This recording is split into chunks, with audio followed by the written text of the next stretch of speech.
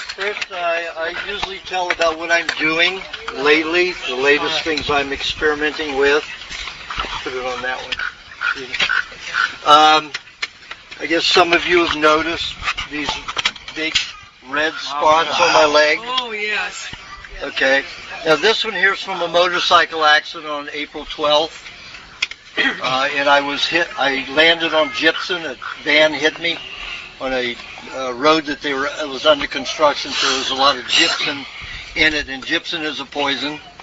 So got into that wound. I had an accident 2.5 years ago that took off all the skin from here down to here and off my arm and everything, and in 12 days it was all healed because I put lime juice on as an antiseptic to coat the asphalt that was in the skin, and it coated it so it wouldn't have infection.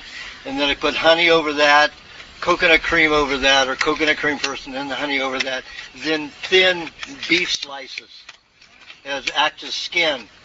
When they graft skin, they wanted to graft all the skin from my buttocks and hip and put it on my leg and arm, and also split the tibia in two. And the tibia that sits on top of the femur sits on top of the tibia. I broke the top of the tibia joint off, so it splintered up in there. And it was pretty excruciating pain. That's why I went to the hospital. I just thought it was dislocated. And I was in Thailand at the time. And I had a big Harley. It was my first time on a big Harley in 30, 40 years. So I didn't know how to control it. And a bunch of Hollanders that don't know how to walk out into the street walked right in the street in front of me. I wasn't going that fast, but the 300-pound bike hit my leg and just took it that way, and the street was taking me the other way and split the bone right down the center. And with that treatment, I was able to, I didn't take any medical treatment. I just got 2 x-rays to see why I was in such excruciating pain. It was because I had broken the tibia, the joint of the tibia, and fragmented it into pieces. And they said if I didn't have surgery, that I would never walk again. And I didn't have surgery, and I was jumping in 3 months. I was walking in 6 weeks without crutches and didn't have a cast, but my body formed its own cast. Actually, I lost all the muscle off my buttocks, all the muscle off my thighs, and it created this cast on this leg. So I couldn't bend it, and you could hit it. It's like a cast, hard as a cast is. And then that started dissolving as the bone repaired itself. And then I got my muscle back, except on my ass. I used to have a big, nice ass. It's not so big anymore. It was an ass breaker. So I had this accident. What? Somebody. Oh, it's mine. Terrific. So this last time, I was just on a little, 125 bike, and going over a construction road area in Palawan, Philippines, and the other traffic was supposed to let the one flow of traffic first, because it was a one lane for a certain section, because they were fixing one side of the road, and this side was unpaved, and that was newly paved but drying. And there was lots of gravel and gypsum down on the road. So the van did not wait till I cleared. Waited till the cars cleared in front of me, but not me. And it just bolted right on. Didn't even stop, just came right on. Clipped me, I flipped off the bike. And it didn't take a lot of skin off, a couple places on my foot and here. So it was minor. And of course it ripped my hands open. I had deep, huge cuts. And those healed fine, but I didn't hit the gypsum with this. Well, on my leg I did. But what happened on the 2nd or 3rd of April, before that, I was in Tacloban, Philippines, in a nice hotel, and I woke up in the middle of the night, and 2 men were pushing me down at the shoulder, and one had a rag over my face. Now it was not ether, because I know what ether smells like. So I woke the next morning, and I thought it was just a bad dream until I looked over at my arm. 3 injections marks, and they were swollen and blistered. For what? just like a reaction to a vaccine. So a lot of people, foreigners, are abducted there and taken for ransom. But this wasn't one of those areas. So the next day I started having, I don't have any now, I may have some on my shoulder here, little red bumps that got worse and worse and itched and blistered and cracked and crystallized. This went on for 2 days and it was intense. I was just picking them off, crystals, picking them off my skin, and they would create little blisters and get very large to about the size of a dime. So that went on for about a week, and then I had this accident. Then, and all the accident, you saw the accident marks here. This is the only real accident mark is this one.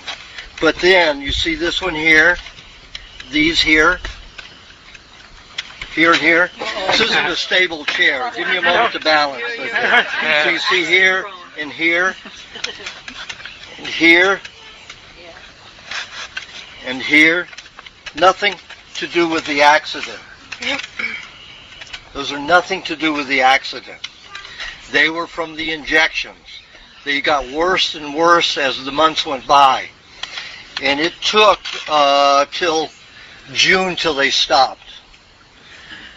I didn't tell anybody about it because whatever they injected me with, I didn't know if I was going to live. And, you know, and also it's the paranoia aspect, you know. The reason I think that happened was because just a month before that happened, I was the first one to go on radio and talk about the swine flu and what a hoax it was. So I pissed a lot of people off, including, you know, Obama, who's all for the vaccines and saying that everybody needs 3 vaccines. And guess what? I was given all at one time. So I just cut my hair off yesterday to have it analyzed because where I was basically incapacitated for a week. I couldn't get to a laboratory. There was no laboratory in those towns.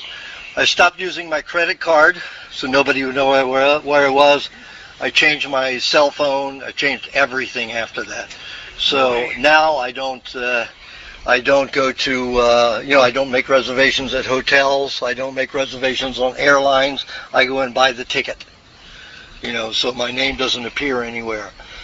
That's what I have to do. I finally pissed enough people off, where they're coming after me. It was the American of the person? Well, it was so dark, I have no idea who they were. I could just tell that they were 2 men over me when that happened. There are chairs over there for all those people just arriving. Hi, sweetie. Okay, there are 4 chairs, 5, 6 chairs over there. Huh? What are you guys coming late for? For a while, right? That's supposed to use a preposition. Why are you guys coming late? So I didn't know if I were going to survive that or not.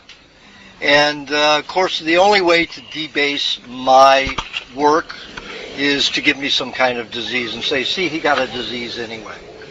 So that's the only way they can debase my work. If they kill me in any other way, it doesn't work. Okay, so in the last 5 years, I found my house poisoned twice and my food poisoned twice. Jeez. So one time they put rat poison. Because I don't know who they are, they put rat poison in my office chair, and this is a chair I built myself. And I put a silk cover on the bottom to hide the internal works.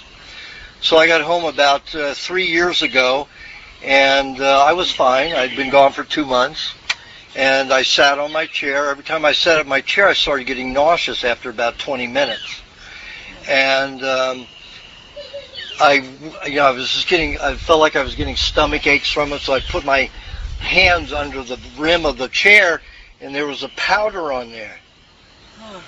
And I thought, uh-oh, this is a little strange, and it smelled like rat poison. Well, so I took the chair gingerly out on the porch back over there, opened it up, and there was a half a cup of rat poison in that chair. Yeah. Pardon? You not lock it out? Oh, you sure I like? It's easy to get into a house. Very Well, easy. why would they go after what you're doing? Why do you think they go after? I'm against, I'm helping raw milk get on, and the FDA wants everybody sick. They know what raw milk can do. And I've been fighting the raw milk issue for 32 years now. And I got the law changed here in California by getting it changed in Los Angeles. So I've been bucking a lot of people for a long time. The medical board of California came after me for practicing medicine without a license 10 years ago. 11 years ago. And they were charging me for some heavy crimes. And they were very nasty to me over the phone. He was a detective, an investigator from Sacramento. So they were coming after me big time. And there was a complaint from a nurse who was married to a medical doctor, and they said that their son had eaten raw chicken and gotten Campylobacter from it. I said, show me the evidence. Show me the chicken with Campylobacter in it, And anyway, they were pretty nasty to me, and I said, do you work for the government? Are you a legal deputy of the state or federal government? He said, the state of California, medical board. And I said, okay, you took an oath, right? To protect the Constitution. Well, I'm innocent until proven guilty. Talk to me in a nice way, and I'll ask you your questions. He says, that's the way I work. I said, then you don't talk to me, you talk to my attorney. You and I don't have anything to say to each other unless you're going to talk to me respectfully. So I didn't talk to him anymore. I put him in touch with the attorney. We held a meeting, and I said, if we get together, it will be videotaped. I'm warning you now. So we've had a big conference room downtown at one of the big offices, and of course the MD, the medical doctor, didn't show up for my hearing, just the detective.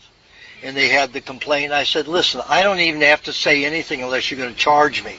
But the thing is, how can you charge me for practicing medicine without a license when I'm against medicine? I don't use supplements or anything. It's food. But you're endangering people's life by telling them to eat raw chicken. I said, how do you know? You're a law enforcement officer. You don't know anything about medicine or health or food or anything like that. So they just left the room, and that was the end of it. So I have upset a lot of people. When I went on with the swine flu, I was the first one to talk about the swine flu because I had been involved in the swine flu in 76 and 77. That whole hoax. And I just happened to be connected with Ida Honoroff, a consumer advocate, that was on syndicated in 3,200 radio stations. She and a Dr. Mary McBean from San Diego filed suit against Ford, Rockefeller. Rockefeller is and was the Rockefeller family into pharmaceuticals. So of course they were pushing the swine flu vaccine. So the government paid about 60 million. They played it down to 123 million, something like that. Paid about 160 million for vaccines to give to us for the swine flu. There was no such thing as a swine flu. You cannot get another animal's flu unless it's taken from the animal and injected into you. The only flu that you can ever create is a human flu. Bird flu, absurd. Only birds can get bird flus. Only pigs can get swine flu. It's a ridiculous concept. Everybody who knows anything in a laboratory can discover that very easily. But when they put you through medical school in the laboratories, they tunnel your information into a very narrow, and they don't let you stretch outside of it because you'll learn too much.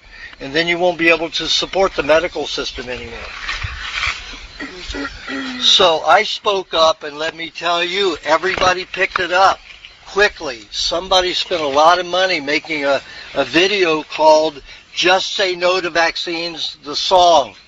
And guess whose voice they used in the interview? in the song. So it's about 7 minutes and 32 seconds. If you download it from YouTube, you hear me saying, only way you can get swine flu is it's injected into you. And then the interviewer later in the song says, well, where did it come from? And I said, they manufacture it in laboratories and then they inject it into people. That's the only way you can get it. So that was made, and there's a lot of money put into that little video, because you see injections, you see different people going through things, and the song it's a rap song, and it is so concise. It was a well-written song. So that got out there, and then everybody started posting my interview all over the internet. So it wasn't within a month where that happened, where they abducted me in that hotel room in the Philippines and injected me with 3. I still have scars, those 3 scars from the injection. Oh, God. Were they white men or Filipino men? You know? It was so dark. They weren't black. I know that. But I couldn't tell what color they were. Is there some way you can get it out of your system? I'm working at it. Okay, so you see 1, 2, 3 injections. These are the bumps. They still keep coming out, and they crystallize, but some of them came out really large, and these came out near the end. They started forming tumors. And if anybody's seen the pictures of Magellans, where fibers come out with it, Yes. Fibers were coming out with them, and I've got pictures of it, and it's going to be part of one of my newsletters in the next few months. So you get to see the pictures. So I take pictures at the different stages where I went through all this. So what are you doing to combat it? One question at a time. What was your hunch that I think they were exploring on me with the 3 vaccines that everybody's going to get for the swine flu. Well, now it's down to 1, by the way. No, it isn't. Well, I just heard on the radio. What if you don't get it? That's just what they're saying. Maybe. No, but they that's went to what 3. I'm saying about that Yeah. is that they keep reducing it. That's the point. Well, they went low, high, then you At bounce. this point, they say for How does regular your- people, it's going to be 1. Yeah. We'll have enough. So But for children, infants, and elderly, it's 3 because they want to kill them. So, And then so what are you doing to combat the vaccines that you got? What specifically? I've had to eat a lot of cheese. I've had to take a lot of baths. I've had to put packs, clay packs. I've had to eat a lot of clay. I've eaten not spirulina, but what's the other one? Chlorella. I've been doing a lot of that with cottage cheese and sour cream. When I got back here, when I'm in Asia, I eat a tremendous amount of fish, Too bad you to help it. I'm just doing anything that'll chelate with poisons. I didn't know if I were going to make it. I really didn't, because I had the climax when I was in Australia. It was my day to give a 10-hour lecture, and in the middle of it, my stomach just went into a knot. And I was taking 10-minute breaks every 30 minutes, which isn't like me. I can go for 3 hours without ever stopping. And it's like I've got a wind up that won't stop. And people have to stop me to stop. So I was getting into the swimming pool, and everybody else was around. It was a nice home. And I was in excruciating pain, just trying to get through the pain. And then finally I had 6 hours of vomiting. And then that was the end of it. Except for little bits that are still coming out here and there. But it was pretty traumatic. Yes. so vicious. With the mercury now, in the Cove film is showing that the levels all over the world are very high, especially any kind of fish to eat, which is another fish, higher up the chain. Yeah, that's not necessarily true. I eat mainly tuna and swordfish, which are the highest in mercury. But they're ocean fish. The oceans are only polluted 4 to 8% depending upon the location. Fresh fish, those waters are polluted 35 to 40%.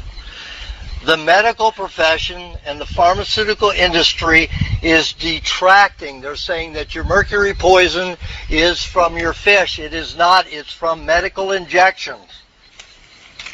You got mercury in almost all your vaccines. The level of mercury is astounding. You'd have to eat cooked tuna every day for 2 years to get the amount of mercury that you get in one injection. Think about that. Everything you hear from the medical profession is 99% just the opposite. The code is saying that it's increasing 1% ever since the beginning of the Industrial Revolution worldwide. Right? And it's just That is true in fresh lakes, but not in the ocean. The ocean is so vast.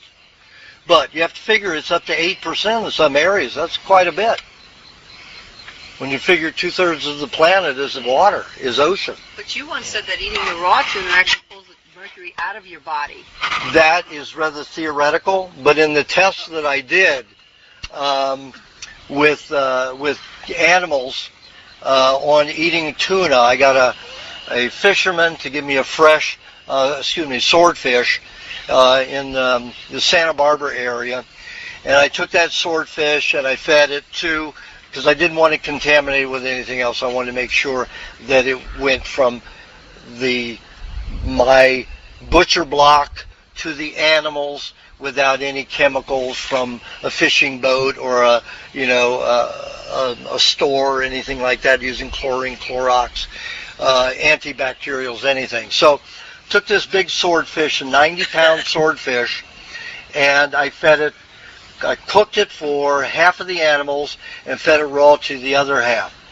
Kept their feces and urine for the entire time, the 2 weeks, almost 12 days that it took for everybody, all the group, including me, to eat it, and I kept all my urine and feces. Had it all checked at the end, and in the animals that ate cooked swordfish, only about 8% to 12% of the mercury was found in the feces and urine. In all the animals, including myself, that ate it raw, 92% was in the feces and urine. So that mercury passed right through the body. The body knows, it's intelligent. The animal, the swordfish, his body already knew that was a dangerous thing and isolated it to the fats within that animal. When my body took it in raw, it could identify that and say, we won't digest that molecule. Because in those molecules, when we looked at the fat molecules that contained the mercury, the fat cells were relatively unetched with digestive juices. See, the body can be highly intelligent when you don't disrupt it with cooking. When you cook the fish, it fractionates all of the bonds of fats and everything, and it releases all the contaminants. So your body, your digestive tract has to deal with all of that.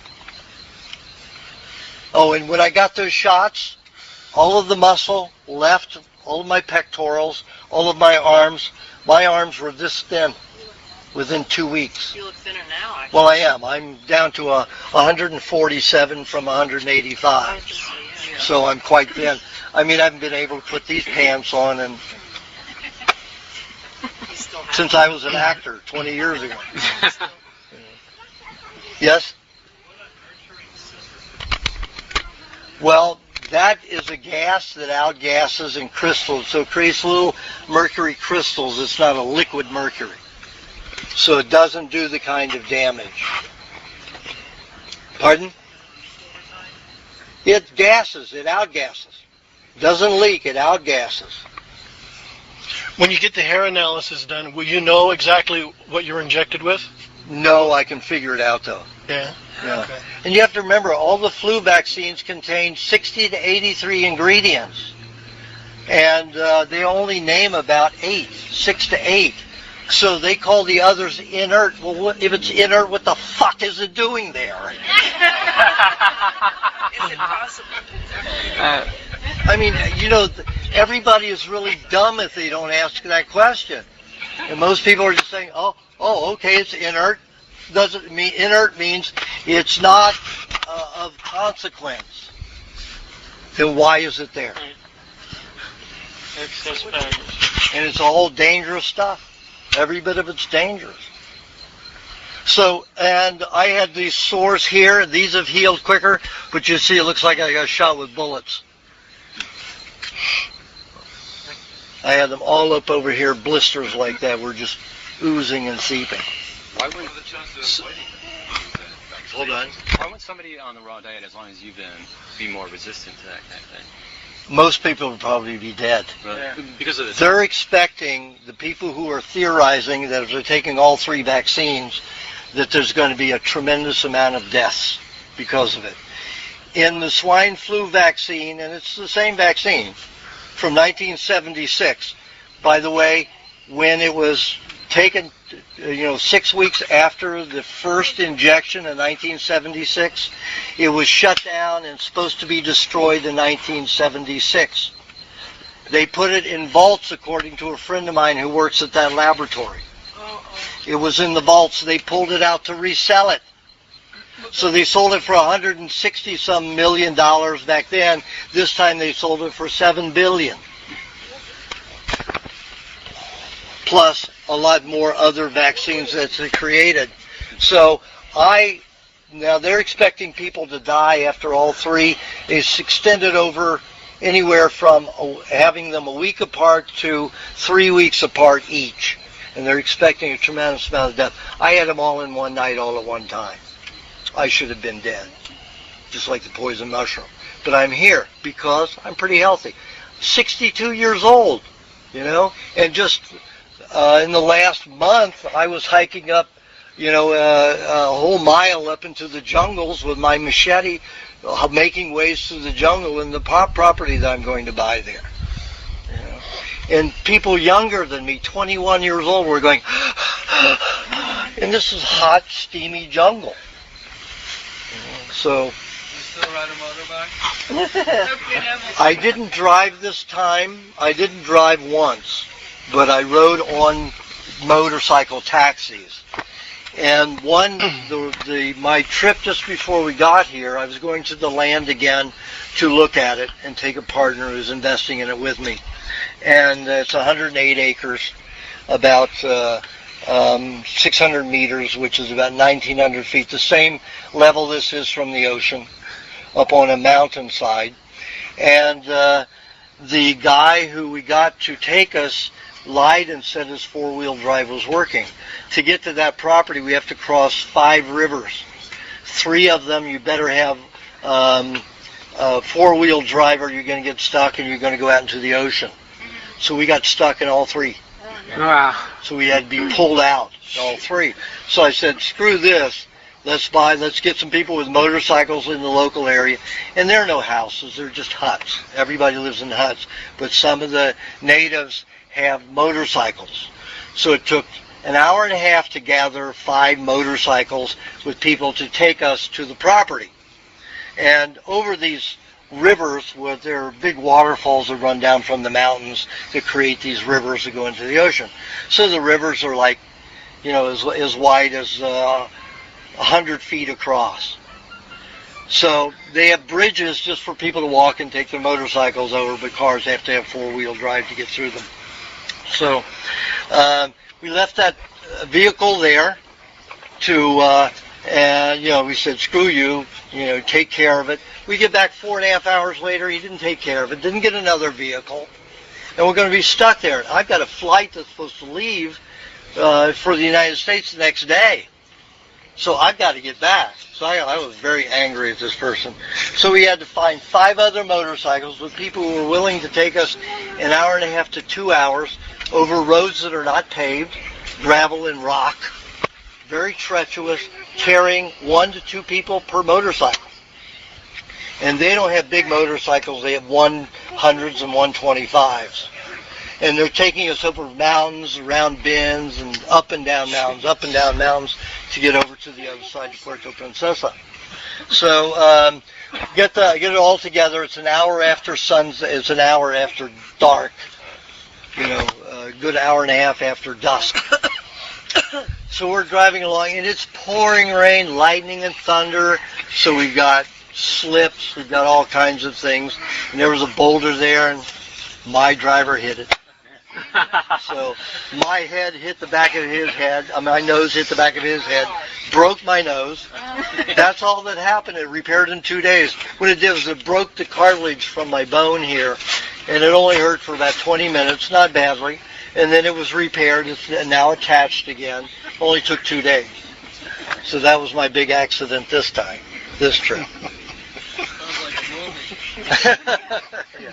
So, I'm 62 years old. I'm pretty freaking healthy if I can get through all that.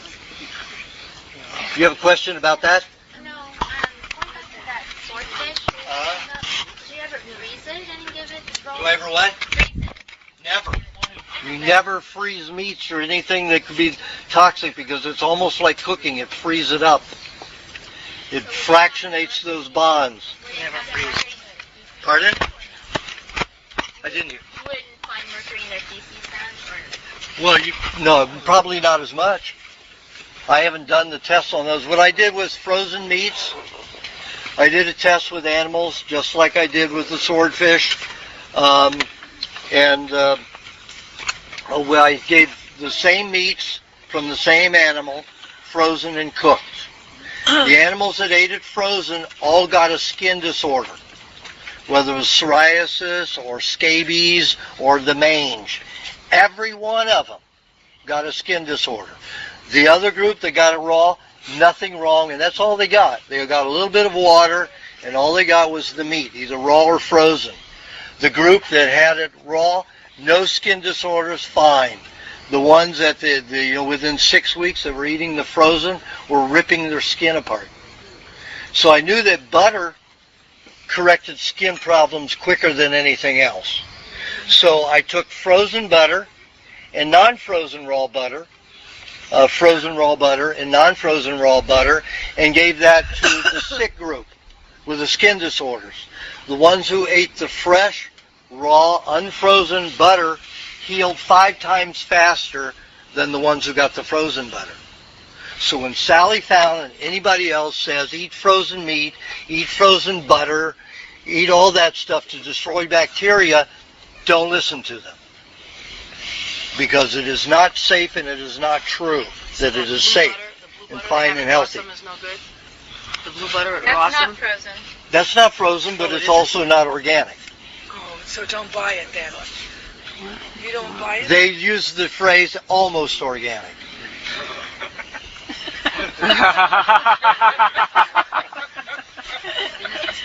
Question on the butter. So throw it away if I'm you have it? almost an ape. So what should we do with it? Throw it away if you have it? It's up to you what to do with it. You can give it to a dog or a cat or something. So, I live in a place where I can't keep fresh butter very long. So, if I freeze some of it, is it going to be worthless? It's not going to be worthless, but it's going to reduce by 5 times the nutrients. Will it still work, though, a little bit? Probably work a little bit, yeah. It did help those dogs that had the skin disorders, but it took 5 times longer. 5 times longer. Whereas the group that ate it raw and fresh, unfrozen, it took them 3 weeks to get rid of their disorders.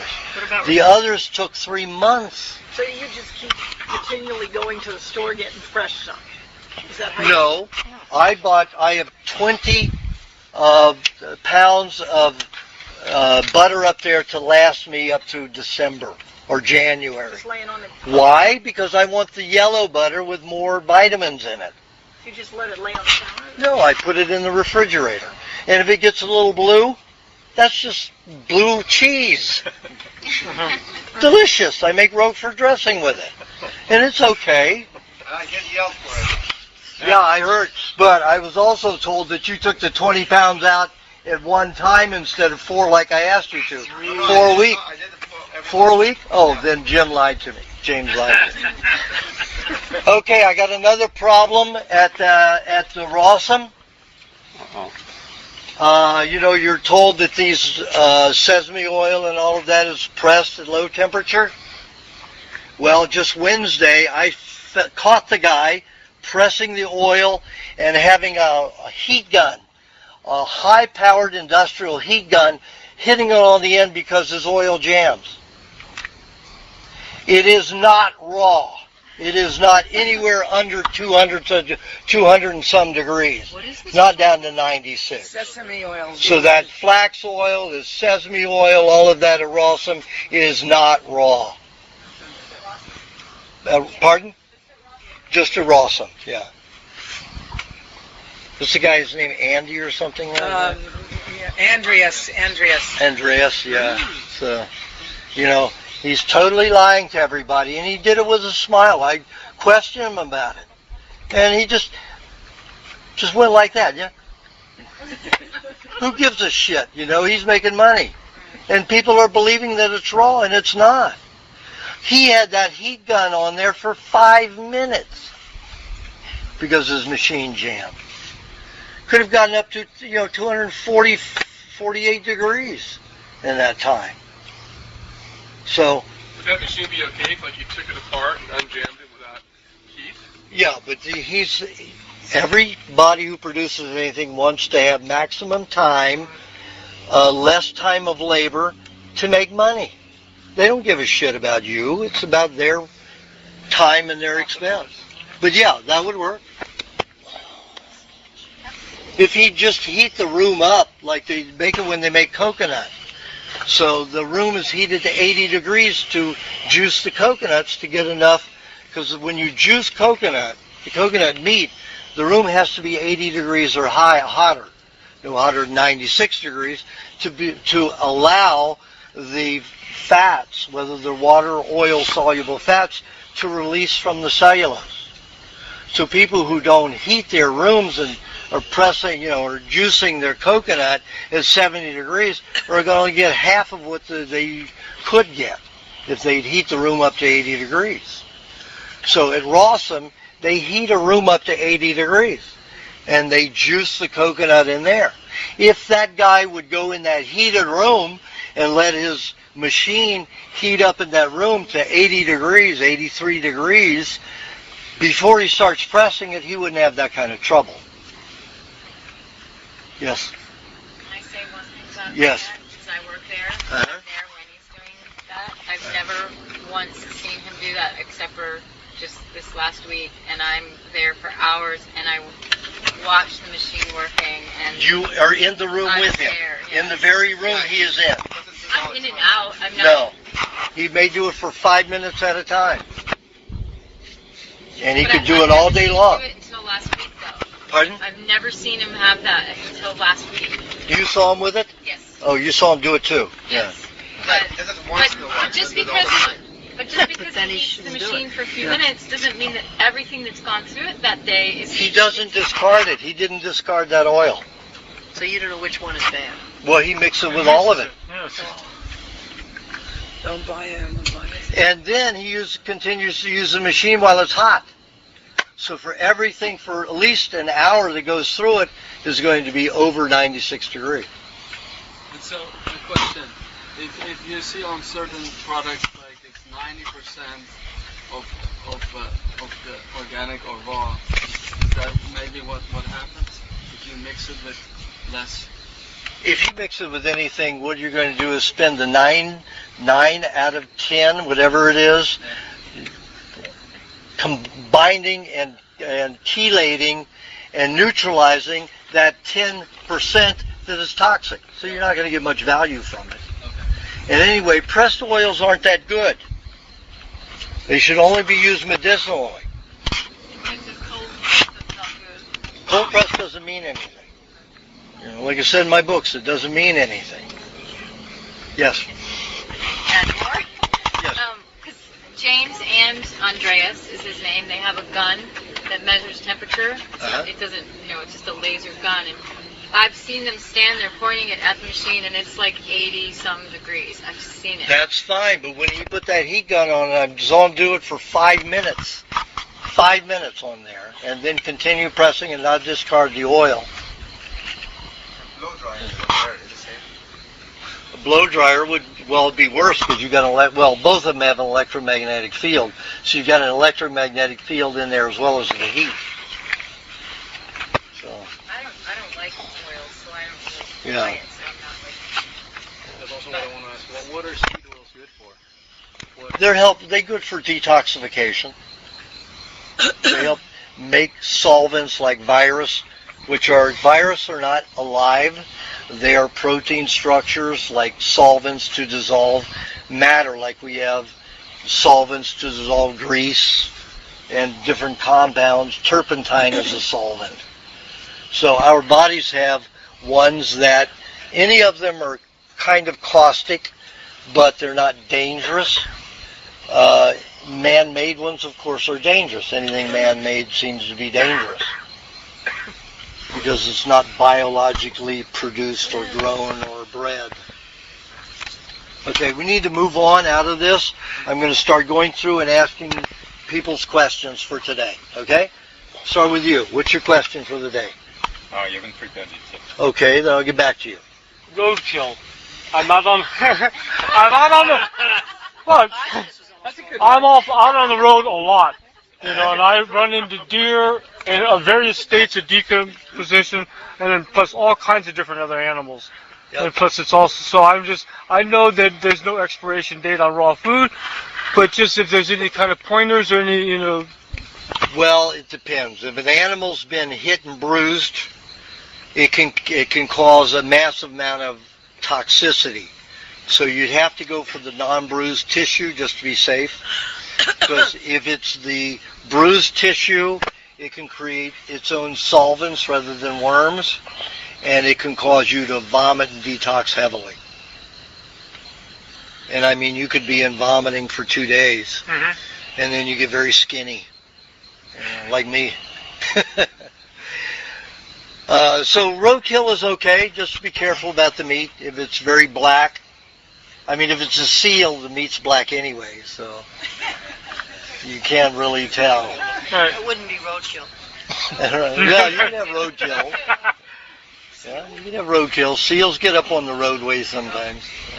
I've seen it, but I've eaten them. So I've eaten roadkill.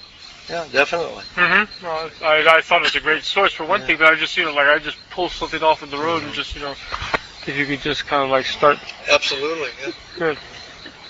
Yeah, I went by one time. A motorist hit a deer, and the heart shot right out of it. I caught it, and I ate it. Really? And it was still pumping in my hand. No way. And I ate it. I definitely ate it. I ate it right there on the spot. Most bizarre thing I'd ever seen. To see a heart pop right out of an animal. I'd only seen it one other time when I was at Tilly's health food store. I went out to take a break, and this guy in his hot rod, his lowrider, there was a bunch of pigeons out there. Somebody was feeding them.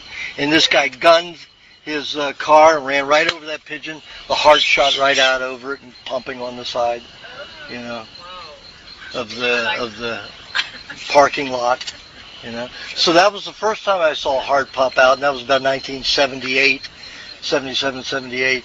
And then this was a few years ago, in Yosemite. So, and I caught that heart. It was delicious. Oh my God, it was delicious.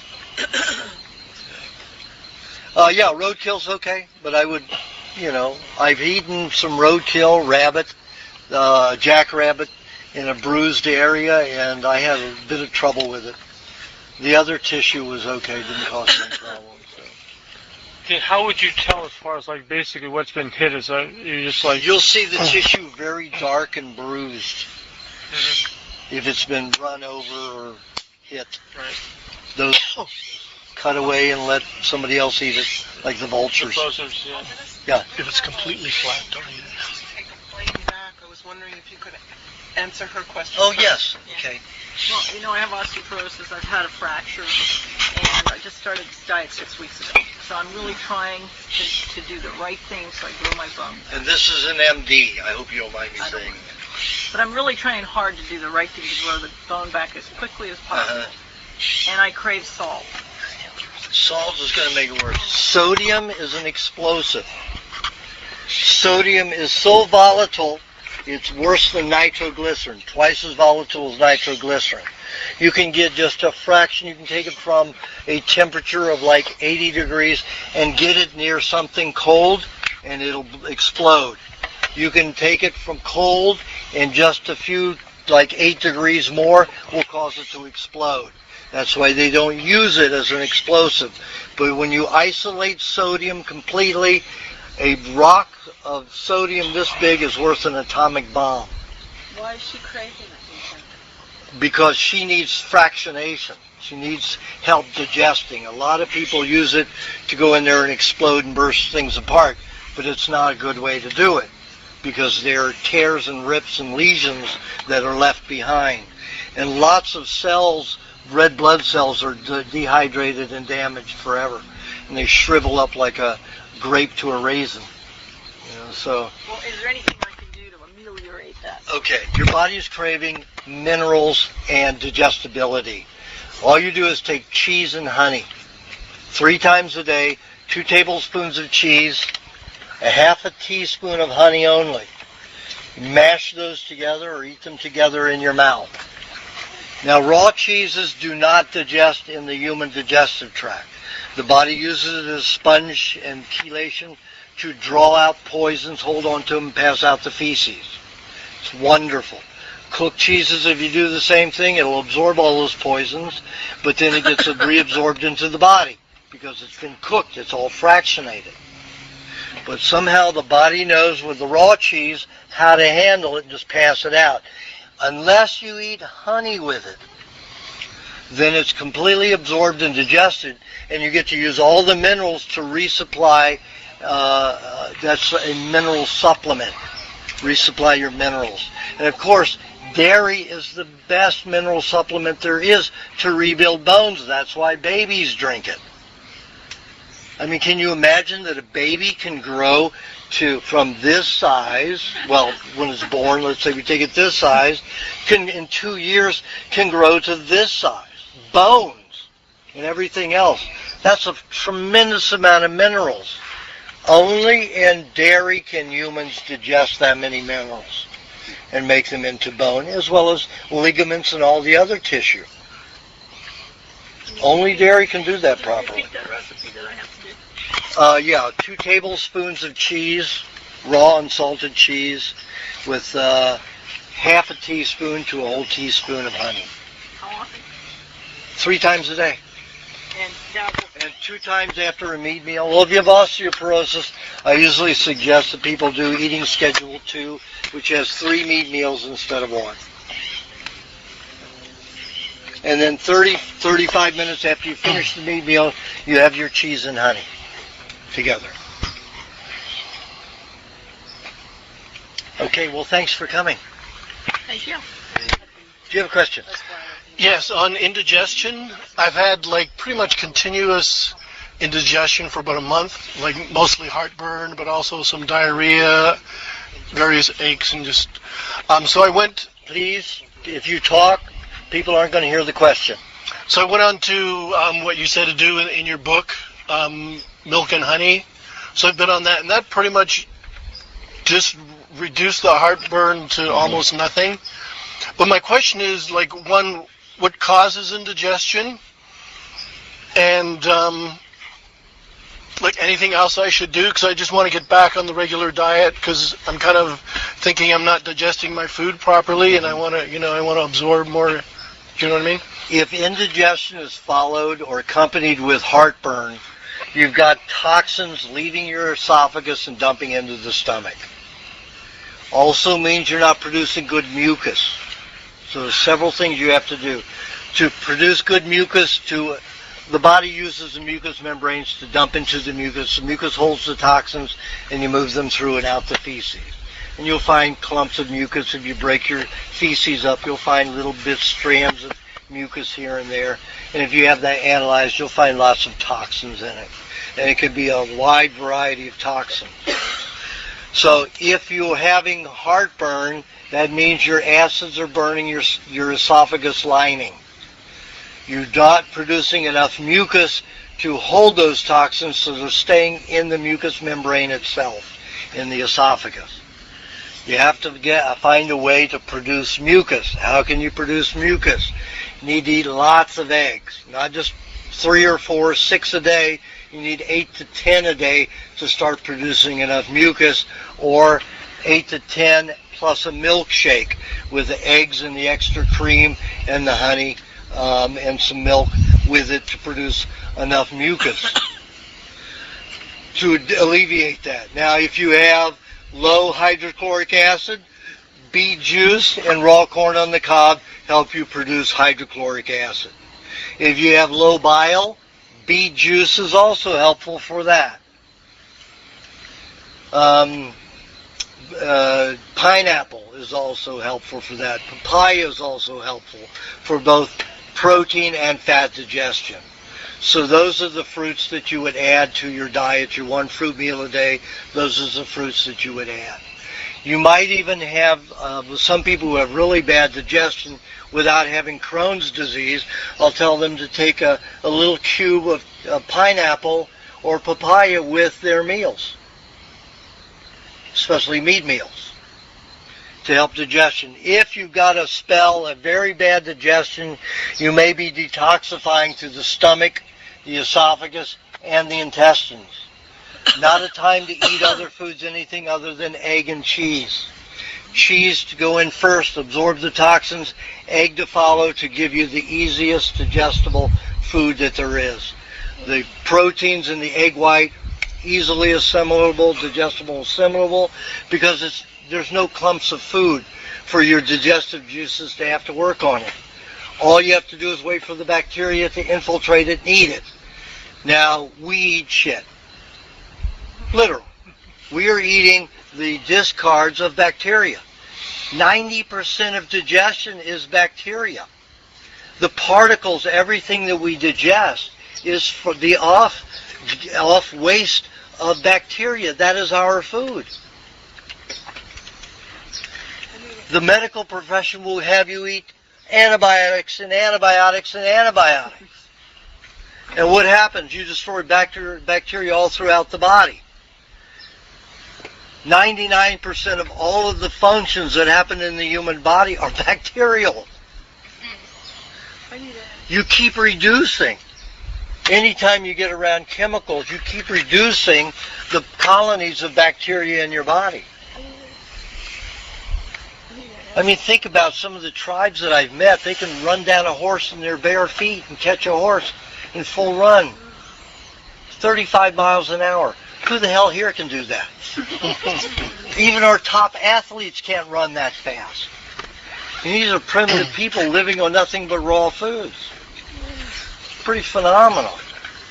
So you have to take a look at this whole antibacterial thing. It's to keep you sick and weak. And the greatest assault are vaccines. It makes your children weak. Okay? So I should go off the milk and honey, then predominantly eggs? Yeah, predominantly eggs until you, well, if you're having heartburn still, you need to eat a lot of eggs and you need to eat that cheese. Okay. Cheese, 10 minutes later, egg. 20 minutes to every 20 minutes to 45 minutes. You have cheese, 10 minutes after that, an egg. Okay. Now the reason I chose, like in your book, you have both milk and then the eggs. But anytime I did eat an egg, I got the worst heartburn from the eggs. So I just disregard the heartburn. And did you have the egg in the milk, in a milkshake, or you separate? You had sometimes it was part of my juice. Sometimes it was like 10 minutes after the juice. And sometimes like just by itself, and sometimes it was in the milk. But anytime I noticed I had the egg, I got the worst heartburn. Well, sometimes egg can pull certain kinds of toxins out of the body. That's why I have people. Kathy, you're talking. Oh no, I'm saying because I'm having a fit in my breathing. So go well, just breathe. Don't talk. It hurts me right through when I'm breathing. Well, breathe slower and do pranayama. You know how to do pranayama? Okay. You go through one nostril at a time. You count to the 5 to inhale. Nobody's supposed to be going through the back door. You go out the front door. Yeah, because the insurance company was going to cancel my insurance if anybody's going up and down those stairs. Okay. Lock it, please. Okay. So just breathe in, count of 5. Hold it to a count of 5. Exhale to a count of 5. Breathe in for 5. You count of 5, hold it to a count of 5, hold your breath, then exhale to a count of 5. Do that for about 30 times, and then do the other nostril. Oh, this is one side 30 and the other side 30. Yeah.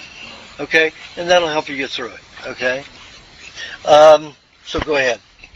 Oh, okay, so I switch over to the eggs, and I can drink milk, though, in between, like, eggs? Because I still, like, want a lot of milk. You need the cheese to absorb the toxins. If you're having burning, You need something to absorb the toxins.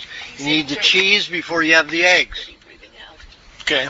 Okay? And am I restricted on the milk? Because I drink like about a gallon of milk a day. Wow. Just because I am thirsty. Like in the winter, hardly any, very little. But in the summer, I am just so thirsty. Okay. Everybody's got to be a sucker. I suck. Okay. When you drink anything like the baby is sucking out of a nipple, the bacteria in our saliva is almost twice as much as that of a dog and cat. So if your mate bites you, you're in trouble. Get rabies shots. That is the initiation of your digestion, is the bacteria in the saliva entering the food. So when people just guzzle milk, any kind of fluid, what happens? It's going to rush the fluid, the H2O is going to separate and go to the kidney. The nutrients have no H2O to carry into the body. There's nothing but water that comes outside of a fluid that is only fluid. Except for milk, but you have to suck that out of a teat. So if you're having, let's say, a fruit or meat, even meat's 55% water. You're chewing it to extract the nutrients out of it. The water is carried with it in the body. So when you're drinking juice, when you're drinking milk, suck it. What I do is run it through the top of my tongue, over the top of my mouth, roof of my mouth, and between the front teeth. Suck it right up in there. So when you saw me drink this, you saw how little I drink at a time? Tablespoon to tablespoon and a half, maybe 2 tablespoons maximum. So I've got it here, and I suck it, put my tongue like this. You can see the sucking action there. I got saliva in that, so I got the bacteria in it. When I learned to do that, when I started experimenting with that about 3 years ago, my liquid intake was 3 quarts, up to 4 quarts a day. 2 quarts of milk and a quart of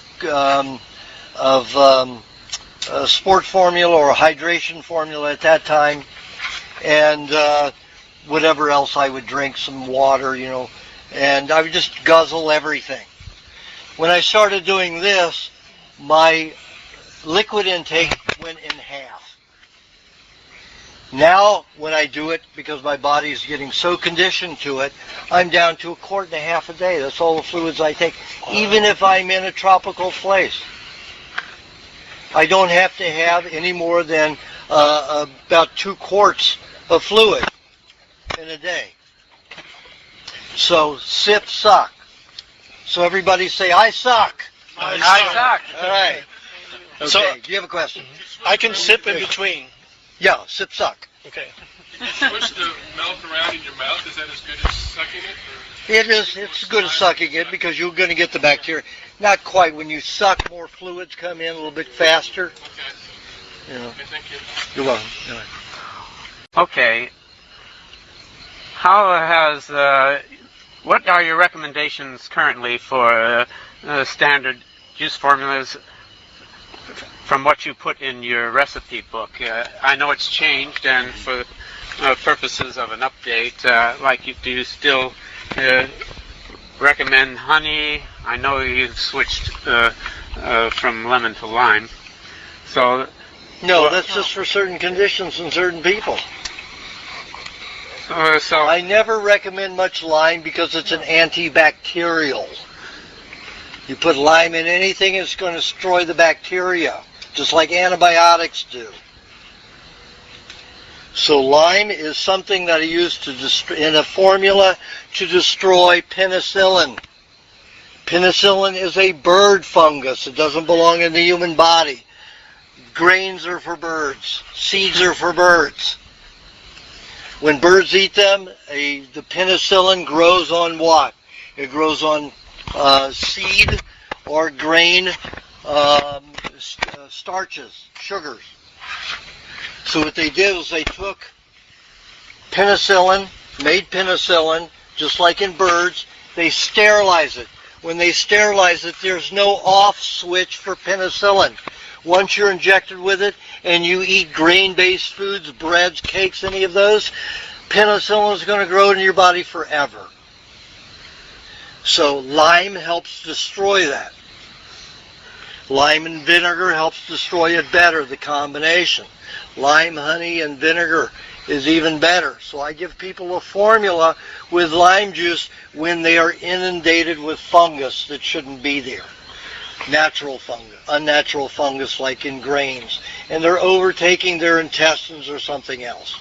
So to get to your question, what I recommend for juices as a base is usually 10% parsley.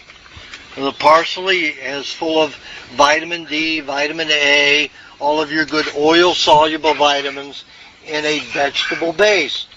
Now, dogs and cats, when they need those kind of nutrients, you'll see them just chewing on the grass and spit out the pulp. They take the juice, and it's just a minute amount. They probably need 10, 12 drops, if that. That's all they need. We are much more toxic, so we need a greater amount to balance our systems. Dogs and cats haven't been eating canned foods but 60 years. You know, it's just been since World War II that dog food was available and cat food was available in canned foods, and it's very toxic. So those animals are much healthier than we are, even though they may have been fed cooked discards from table scraps. So they haven't been eating a lot of cooked foods for very long.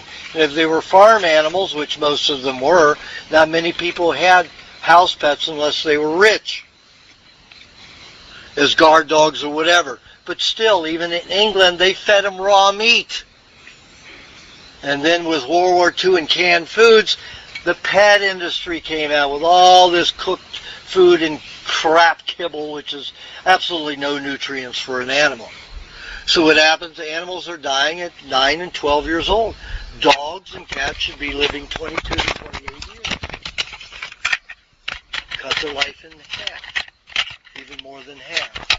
So take a look at that. Anyway, dogs and cats are a little bit healthier. So we need more of those nutrients from the greenish, very green leaves like parsley. The vitamin E, the vitamin A, the vitamin D, and all of that. But in micro amounts compared to people taking bottles of vitamins, which are all chemical.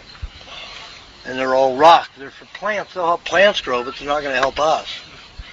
They'll make you toxic enough to where your adrenaline will pump, and you think you've got energy, but it's a toxic. So you can take cocaine the same way. You'll get energy from cocaine. Is it healthy? No. It's toxic. So 10% parsley is good. If you have heavy metals in the body, most people do, about 5% cilantro. If you don't like the flavor of cilantro and it makes you repulsed, that means you've got a lot of nasty metals in your body, mostly in your stomach. So maybe 2% cilantro. Try to get some in there, start pulling it out, and you eat a lot of cheese if you have that reaction throughout the day. In fact, most people should be eating a little bit of cheese all throughout the day to absorb those toxins that are always in the linings of your stomach or intestines or dumping into those tissues into your food. Because you don't want your food to be contaminated and then you reabsorb those poisons. The cheese will help move it through. If you get nauseous with certain meals, always eat cheese before that meal, 10 minutes before. If you still get nauseous, you grate some cheese and have it with that meat meal, or that meal, whichever it is that causes you nausea. 10 to 25% carrot. 10 to 20% celery. Could even be up to 25% celery. And the rest cucumber puree. Always peel the cucumbers. Slice them, put them in a jar, pour your juiced vegetables in there, your juices from the vegetables you just juiced, blend it, and then you have the pulp. Now the reason I changed that was, after all the years of watching people on the diet, about 20% started having connective tissue problems and going into MS or or lupus. And lupus, both of them have disintegration of the connective tissue. So we weren't getting enough collagen precursors to replace the collagen, because this diet, you're not eating enough fruit to get enough collagen. Cucumber is a fruit, a low-carb fruit, so we can have a lot of it. And it isn't so high in certain kinds of alkalinity that will imbalance the body so much. So you have cucumber puree instead of cucumber juice. Can you eat whole cucumbers? Yeah, you can eat the whole ones, but I would always peel them unless you grew them yourself, because even the organic ones, they have 15% petroleum oil, motor oil, in that wax. I just asked you about when I switched to the carrot, I started gaining a lot of weight. And I already was at my maximum weight and didn't want to be gaining any more. So any recommendations about that? Just stay with the 10% or something? Yeah, just cut it down to 10%. Yeah. Okay, because I really noticed the juice was the only major change I made, and I all of a sudden started gaining a lot of weight. That could have been coincidental. You don't think it's the sugar? Could have been coincidental. I'm not saying it isn't, but I'm saying could have been coincidental. But what about the sugar? Because also when I cut down on the honey, and because my body before used to crave a ton of sugar, and so I just didn't know if the carrot was, because that's supposed to be higher in sugar. It's unlikely. Okay. But not impossible. Okay. You could be one of those people who has that effect. Okay. But you have to discover and see. Okay. Were you very skinny throughout your life? Yeah, I was skinny my whole life. Okay. Until I came to you. So carrot juice, what it does, what I do with skinny people, I give them a lot of carrot juice because they haven't had the fats to bind with poison. So the body has usually taken bile and surrounded the toxin. Now bile is to fractionate fats so that you can make cholesterols to do three major things in the body. Protect it, clean it, and for energy. People who've been very thin all their lives have all these toxins in there with bile, which makes very caustic reactions in the system. Everything is exaggerated and extreme. Carrot juice helps bind and pull out that bile. And that may cause tremendous weight gain, not directly due because of the sugars in the carrot juice, but because of the toxic bile. And the body says, oh, I've got to have a lot of fat to handle this. So basically... and honey is a fairly good preservative. So you can still put the honey in it. Some people hate honey with their vegetable juice. How much honey? Then don't use it. I use about a tablespoon, 1.5 tablespoon, maximum of 2 tablespoons per quart. I don't think it's a good idea. When I've seen people do it more, they start having heart palpitations, start getting the shakes. So not a good idea. 2 tablespoons of honey per quart. Okay, so basically what you've modified is how you add the cucumber and more carrot to the juice. Correct. I see. Yes, for those of us who are gaining weight right now... on the weight gain. On the weight... Yeah. Carrot on the weight gain. Yeah. Mm-hmm. Well, I think you can just lower your carrot if you're on a weight loss program. Okay. Do you have a question? I do. What is the difference between mixing an egg with the juice versus eating them separate? Okay.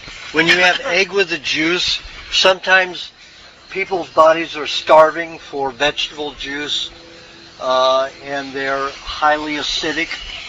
Sometimes it can cause detoxification. And if it has a detoxification and you're having juice the first thing in the morning without an egg in it, without the protein and fats already liquefied, ready to bind with those toxins, you could cause yourself a bad day. It's like having a bad hair day, only it's a bad mood day. You know? So I suggest for a lot of people to have an egg in their vegetable juice. So it actually if you're fat, no need for an egg. You've already got it readily available. So egg in the... What is the difference between... And you're not fat enough. what is the difference between mixing the egg in the juice versus eating the egg first and then the juice? Well, Is there any it's not the difference in same. this? Well, you're not mixing it, so some's going to get past the egg. Your body works in layers. If you eat one food after another, your body will actually make a layer with a mucus to seal them off. So it will digest in layers. You mix them together, it can't layer it like that. I see. Of course, layering usually is a better digestion, but if you're working on my program for remedy purposes, you have to have mixes together, or else it won't happen.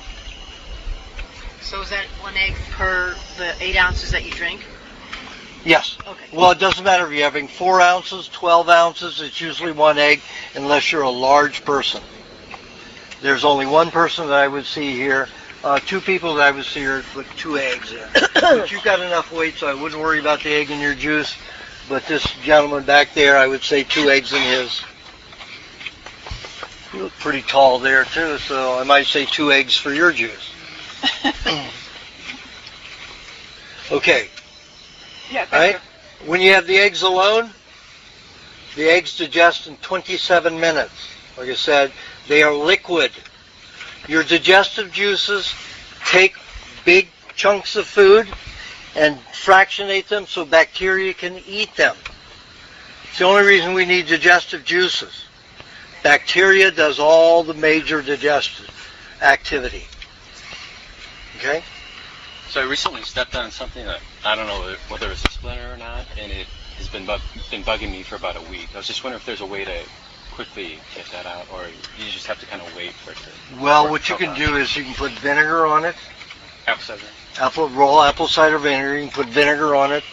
Lime juice is also helpful. And clay.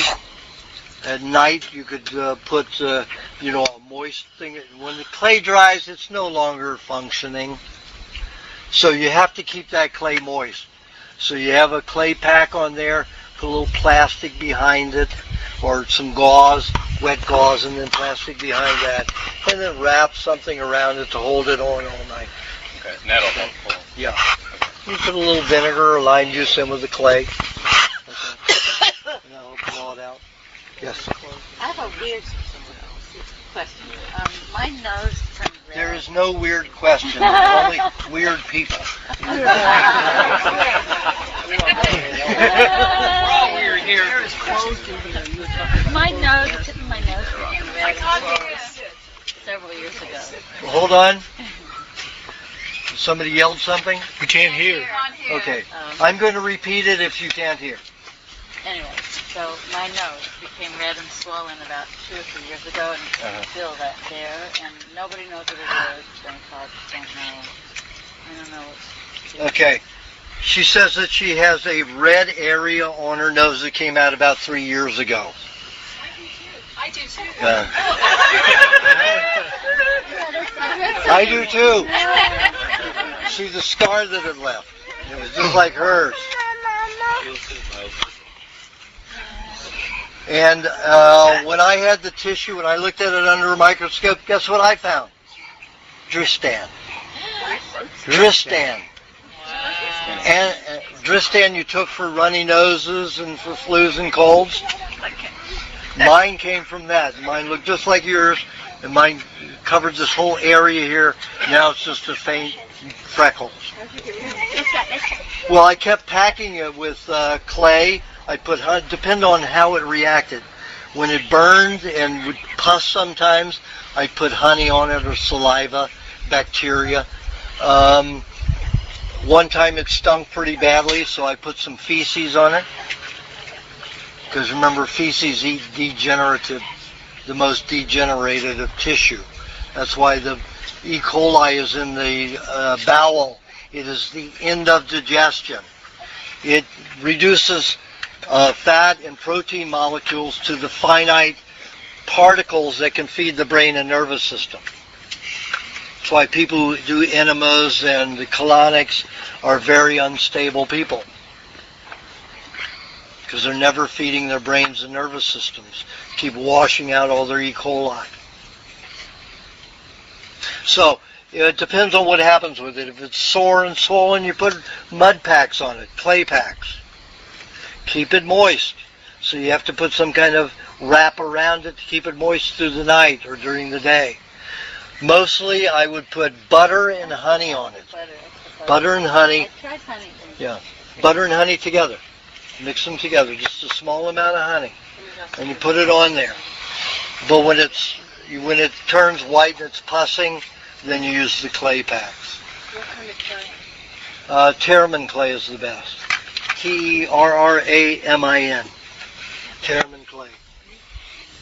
Go to terramin.com. Should it be pierced and bled Pardon? out? Should I pierce it? Only if you see it coming to a head. Yeah, but that's not coming to a head. That means the poisons are locking up in the tissue, in your skin. So butter and honey. Butter and honey helps a lot, yeah. Yours went away. And, when I had these spots, I was in Asia and I didn't have a lot of butter, so I wanted to save the butter for my stomach. So I refused to put butter on those sores. I was putting lime juice, coconut cream, and the honey, and I have to actually put bandages around them because if any of those sores touched pants or anything, it was like taking a needle and sticking it in an open nerve of a tooth. I could only wear silk pants, long silk pants if I wore long pants, but mostly I wore shorts with my, with them rolled up, so it wouldn't get near the one on my knee, and it was excruciating.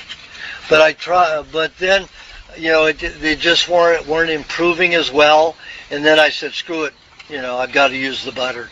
I started using butter, and it ameliorated the pain and problems that I had with those sores as they were discarding from those injections. So butter is incredible for the skin. Also a result of what happened was when I started using butter on those, the hair around grew twice as long and twice as fast. I thought, I've just found a way, so I started putting it on my head. And sure enough, my hair started getting thicker and more hair. So I was thinking, I don't know if it's because it called forth, because the body gets rid of a lot of toxic minerals by building them into hair. So I didn't know it was a result of all those injections, the toxic minerals going to the hair to be built, and the butter allowing that process to happen, or it actually was helping the hair grow. So that is what I will have to experiment with in people. Anybody who wants to try those experiments, do them and let me know. Okay, just start putting butter on your scalp and whatever you desire. See what happens, and do keep a note of it and report to me. Okay, because this is the only way I get to learn. Okay. Okay. Do you have a question? Yes. I have terrible Jones for sugar. What does it mean? And also, I'm going to stop it. Sugar, a heavy craving for sugar. Sugar meaning I eat 85% chocolate, or I eat honey, or sweets. Something sweet. If it's mainly sweets, like carbs, you've got a digestive problem. You don't have enough digestive juices. Let me give you an example. What do you mean by carbs? I'll get into that. Let me give you an example. When I was it was July. I was spearfishing off of Koh Samui, the island in Thailand.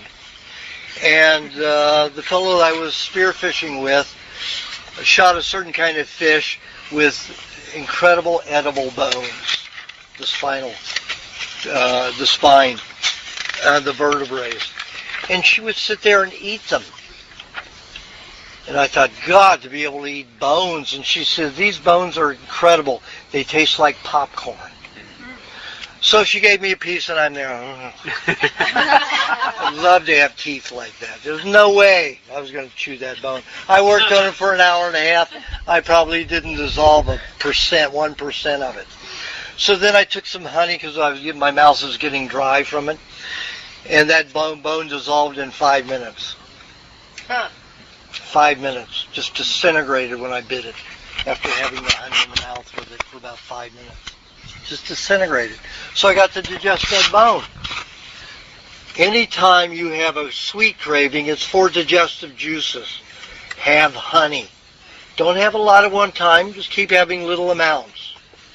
Put it in your milk, whatever it is. If you have a craving for chocolate, you've got a tremendous fat deficiency with an inability to digest fat. So you have butter and honey together. Take a half a teaspoon every hour. And that'll take care of that. Or make yourself some raw chocolate from the cacao beans. Okay? Do you have a question? Yeah, I'm curious about craving fruit, like especially... Same thing. That's digestive juice, needing digestive But juice. it's only like after like an intense ice or sweating. Is there another way to restore the sweat? Yeah, you have the sport formula. But I You still know like the sport formula? Yeah, I still like oats and berries and things like that. Even with the... Well, then just blend them in your sport formula. So it's Disperse okay it. to have like more fruit when you're exercising. Yeah, it's okay to do that. When you exercise, he's asking if it's okay to have more fruits when you exercise. It is. Because the lactic acid builds up is highly acidic. And you need alkalizing minerals and sugars to help neutralize those and leave, unless you're drinking whey. If you have whey, then it'll do the same thing without having the high carbohydrate fruit to do it. Bananas and pineapple are highest in potassium to relieve muscle buildup of muscle toxicity from exercise and activity. So pineapple and banana are a little bit better for that purpose. But some people need other kinds of minerals, other kinds of nutrients. If you exercise and you crave a certain fruit, have it a little at a time, or blend it in your sport formula and disperse it out slowly throughout the day. Okay, that's a safer way to do it, without creating imbalances that cause health imbalances in cravings. Okay? Do you have a question? Yeah, so I had the x-rays a year ago and it like heavily damaged my, whole body. But I was, at one point you said there was, the radiation gets into maybe the minerals and whatnot, and it would last for a really, really long time. And then at one point you said, well, the electrons and stuff have dissipated probably. So I wasn't clear as to how long it actually is still in the minerals, or does it just sort of go? Well, if you have, let's say, uranium stored in your body, particles of uranium or iodine, any isotope in your body, that it's going to constantly be radioactive for probably 55,000 years. You're going to live that long? So you got to get it out of the body. Is basically what you have to do. From X-rays, the damage that's done in your body is highly bacterial. So it's like having one X-ray is like having 100 doses of antibiotic. That's why there's so much cancer created. So what is your formula for getting rid of the X-ray? Eating lots of orange and avocado helps that, but lots of high meats, lots of stinky, rotten, smelly foods, including cheeses. That'll get rid of it quicker, because you need to build your bacterial levels again. And if you had a little piece of whatever you said, basically, how would you get rid of that little thing that still has active? Clay, the Terramin clay. So eating some every day, or? Every day, probably, if I were in your situation. Like after my radiation therapy, I had 10 weeks of intensive radiation therapy that cauterized my spine. That radiation is just now dissipating. It was 42 years ago. How do you spell the clay? Terramin. Okay. Do you have a question, young man? Yeah. Do you have any tips for what to do with traveling and how to prepare food or what to buy? Well, I have in my recipe book, I have the traveling suggestions. Take your butter and cheese. Absolutely take your butter and cheese, and possibly honey. But butter and cheese, absolutely. Butter to get it through the airlines. Always take it on carry-on. Never put it in your storage bags. The storage bag goes through radiation, which is about 40 to 50 X-rays worth of radiation. So you have to carry it on. And it goes through the hand scan. If it goes through one time, it's not going to harm it. You mean take it with you through the hand? You carry through. Butter has to be refrigerated. So you take cold butter on because it's a liquid if it isn't. If it spreads, they argue. And I say, well, this is not a liquid. They've tried to take it from me several times. And I say, it's not liquid. It's solid. You know. So, and the honey, too, I'll put it in the refrigerator overnight. And then it's solid. You know, so I take it through, it's solid. What are you talking about? You know. But I carry a letter from a doctor, from an MD, and I write letters for patients, and that's $50 for the letter. It lasts about 3 months, and you can take anything. I've taken a gallon of milk on. Well, I tried that. Rejected it. Yeah. Out of Los Angeles? Yeah, LAX. Only LAX do they give you trouble.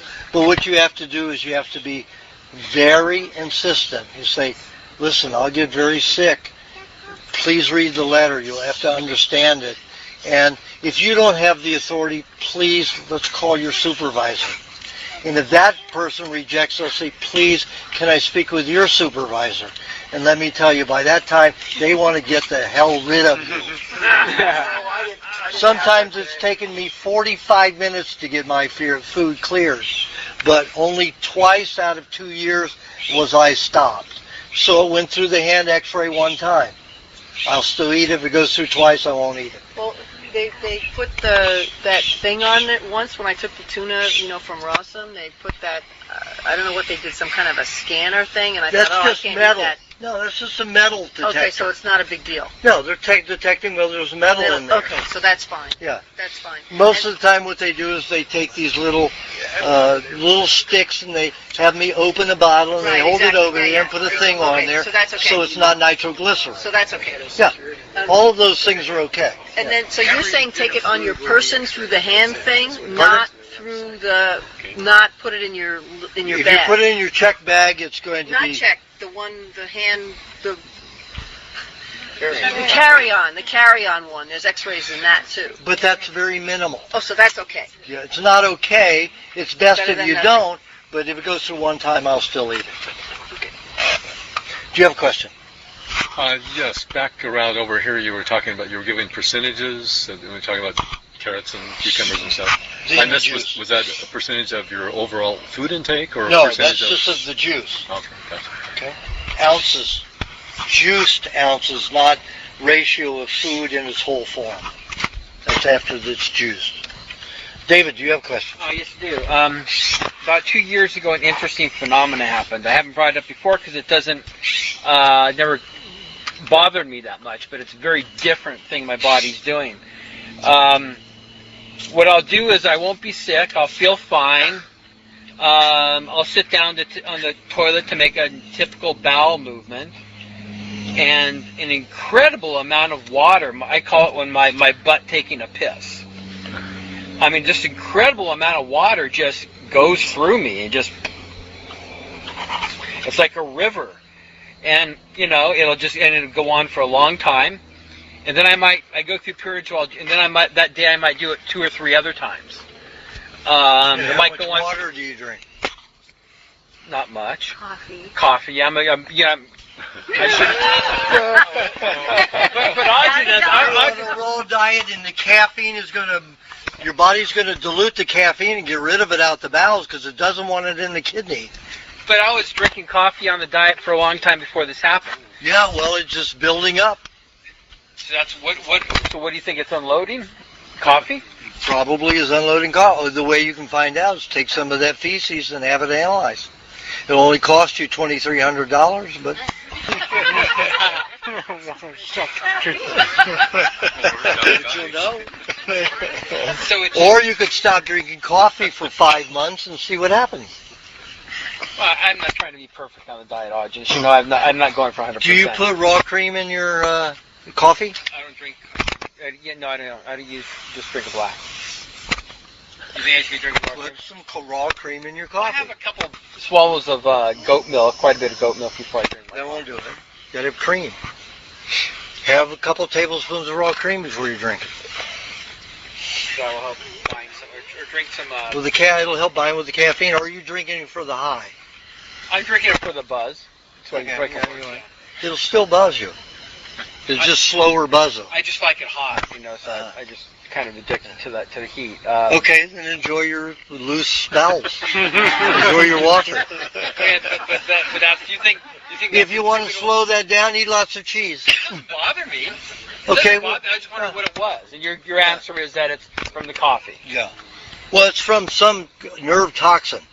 A nerve toxin. Neurotoxin. What do you mean? Go into that a little. I don't know. I've never heard the word neurotoxin before. You got neurotoxin, caffeine, theophysine, theobromine, mercury, thallium. Any of those are neurotoxins. Is it getting them out of my body, or yeah, what? It's flushing them out into the bowel.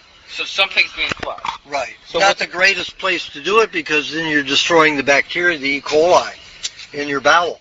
Oh, okay, so basically, when my bowel does a flush like that, it's almost pretty similar to an enema. Yes. Exactly. So actually, it's as if I went in for an enema. No, it's not that bad. Okay.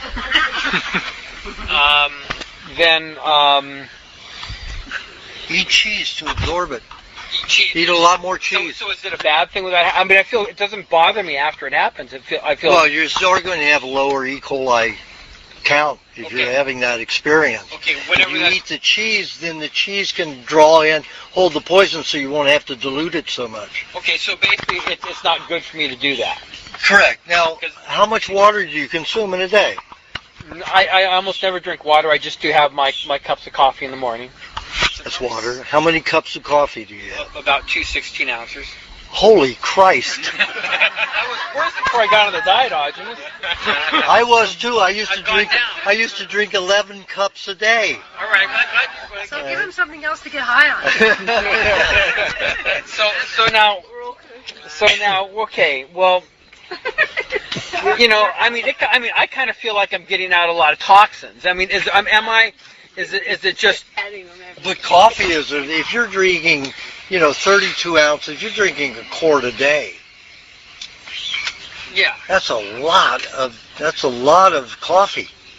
It's a lot of toxins you're consuming in a day. That's neurotoxin? Coffee is neurotoxin. Pardon? Coffee is neurotoxin. Unless it's decaffeinated. But, you got rid of the neurotoxin caffeine. However, to decaffeinate, they use a kerosene derivative. How many of you would soak your peaches in kerosene for 30 minutes and rinse them off and then eat them? That's almost all supplements are made that way. 98% of all all supplements use a kerosene derivative. Kerosene is natural. So is there some kind of good that is there some kind of a detox I'm going through? Yeah, you're detoxing coffee. Detoxing coffee. Yeah. It's not good what's going on. I would say it's not good at all. You got to learn to reduce it. Wean yourself off of it. Yeah. Drinking less coffee. Okay, I understand weaning out would be good, but if I can't wean myself, go for more cheese. Reduce it and eat more cheese. First, reduce it down to 20 ounces a day. Then a year later, reduce it down to 15 ounces a day. Just get it down slowly. Okay. Do you have a question? Slap him for me. Give him some adrenaline. Am I detoxing? Yeah, I'm getting rid of the junk I eat every day. Knucklehead. So for well over a year now, so I'm living on milk and honey and eggs. and that's it. It's so easy. I drink it all day, and I don't have to spend any time fussing in the kitchen, and it tastes good. It always feels good, and I have so much time and energy in my life for everything else I love to do. So I had no complaint. It feels great. But am I headed for any long-term deficiency or something? Because I'm not doing all this other food everybody else here is doing. Well, that all depends. I have I probably have 12 elderly people that live on that diet. They just won't eat meat. They are fairly healthy. They don't have solid muscles. Pardon? I'm pretty good at muscles. Well, they don't have a lot of solid muscles because without meats, you don't reproduce cells quickly. If you had the milk fresh out of the teat, never refrigerated, those hormones wouldn't be altered. But once you cool it below 75, 73 degrees, you've lost those growth hormone factors that allow the milk to act like meat does, help you reproduce cells quickly. Freezing the meats does the same thing. Destroys the ability to reproduce cells quickly. So what would you say? She said she lives on a diet of milk, honey, and eggs. And wonders, is that okay? Is she going to develop some kind of deficiency? Will it give her some kind of disease that turns her into a frog? No, just a toad. Is there something you suggest I add so I don't... I would have to look at your eyes to make that determination. John, you have a question? Earlier you talked about mixing vegetable juice with eggs. What's the purpose of that again, please? Because if you're going to cause toxins to pull out of your body, you need the fats and the proteins there immediately, especially for that first juice in the morning. Because you don't have any protein in the body, basically in the blood, and very little fat. So that first juice better have some egg in it. Okay, I've been doing that for years. I've been into that 10 years. Well, you've got the extra weight. I said people who overweight don't necessarily have to do it. Oh, I see.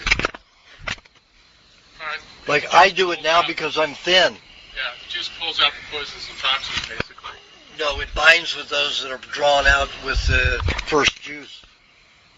The extra egg in the juice. Yeah. Okay. Well, the juice will do it without the eggs, but then you don't have any protein or fats in the blood, in the digestive tract. Then you could, cause some nausea or have a bad day. So with the egg in there, you've got the protein and the fats to bind with those poisons that may come out with the juice, the first juice. I see. And if somebody's thin, they have eggs in every juice.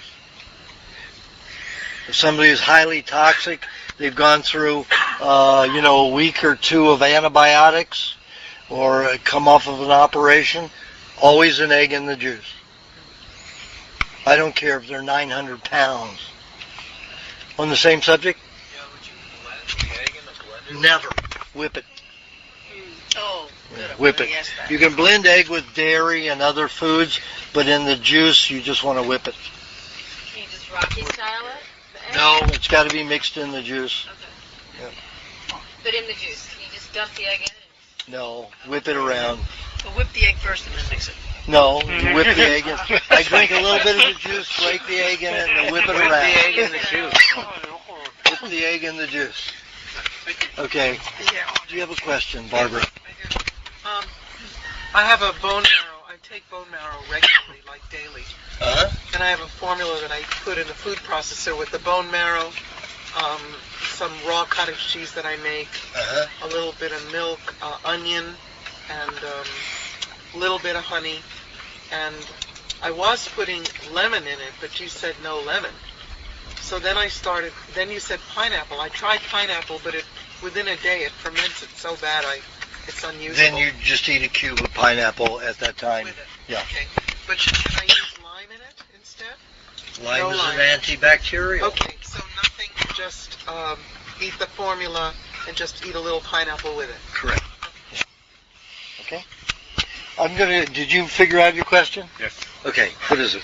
So I have some skin rashes, and I'm wondering if, you were talking about fungus and things like that. Is it related, and is there any relationship with Candida? Okay. He wants to know, he's got a rash on his scalp. And he wants to know if that's related to Candida. I mentioned lime juice destroys, and he's just fishing for what to do about it.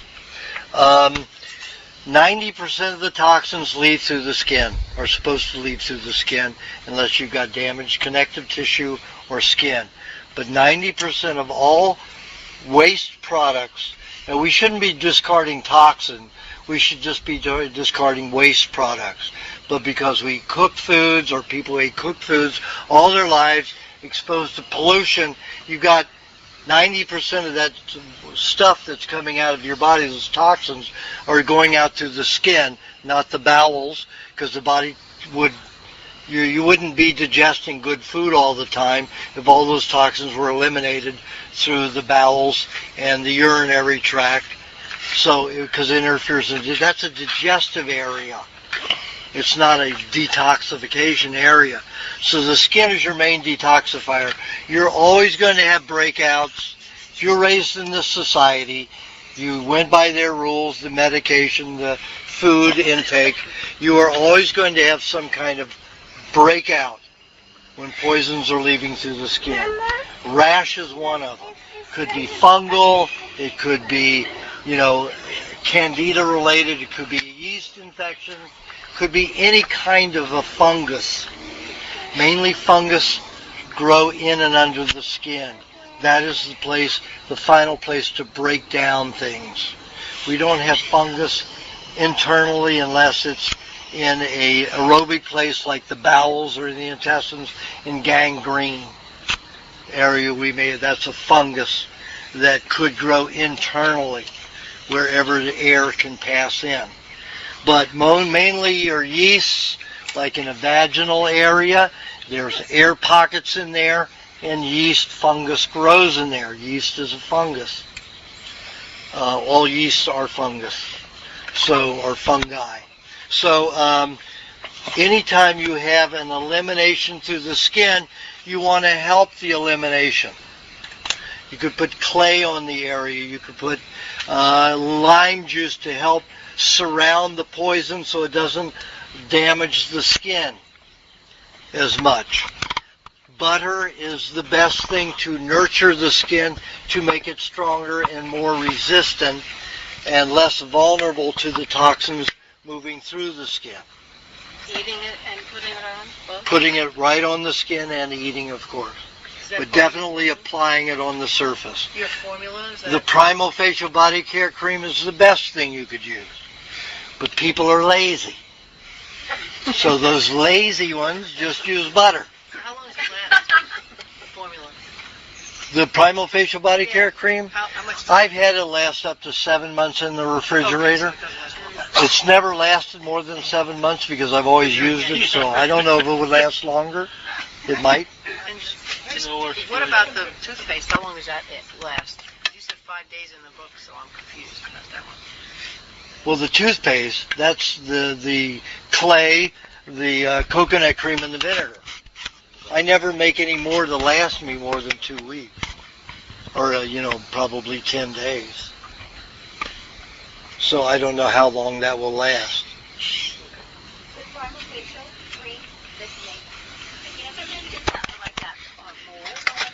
Skim off the top. Yeah, so that's good. Yeah, just skim off the... Skim off all that black. Yeah, well, those are the mushrooms. Those are the spores of the mycelium that's breaking it down. Okay. Just remember that, just like in cheese, a good cheese is a cheese that's been pre-digested with molds. Germans love those stinky old cheeses that have been broken down with the raunchiest molds in the world. But look at the strength when they used to eat so much of it, through early, all through the 1800s and 1900s, when they were, at the plaza, they thought they were the greatest race. Part of that was because they ate so much steak tartare, even more than France, and they ate all of this raw moldy cheese. So they were incredibly healthy country of people. I can't call it race because it wasn't really a race. It was a combination of a lot of different cultures and races. But it was because of those quality of foods. So molds and funguses, the mycelium is fine. The spores, which are the mushrooms, that little fuzz that's on the top, that don't eat. It cause you tremendous detoxification. Yes?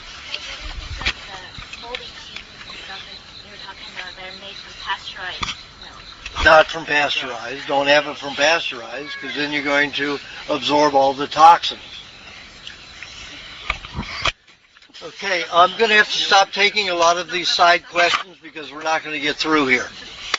Go ahead. Mycelium, you mentioned that term. What does it mean exactly, please? The mycelium is a milky substance that goes through and breaks down certain foods.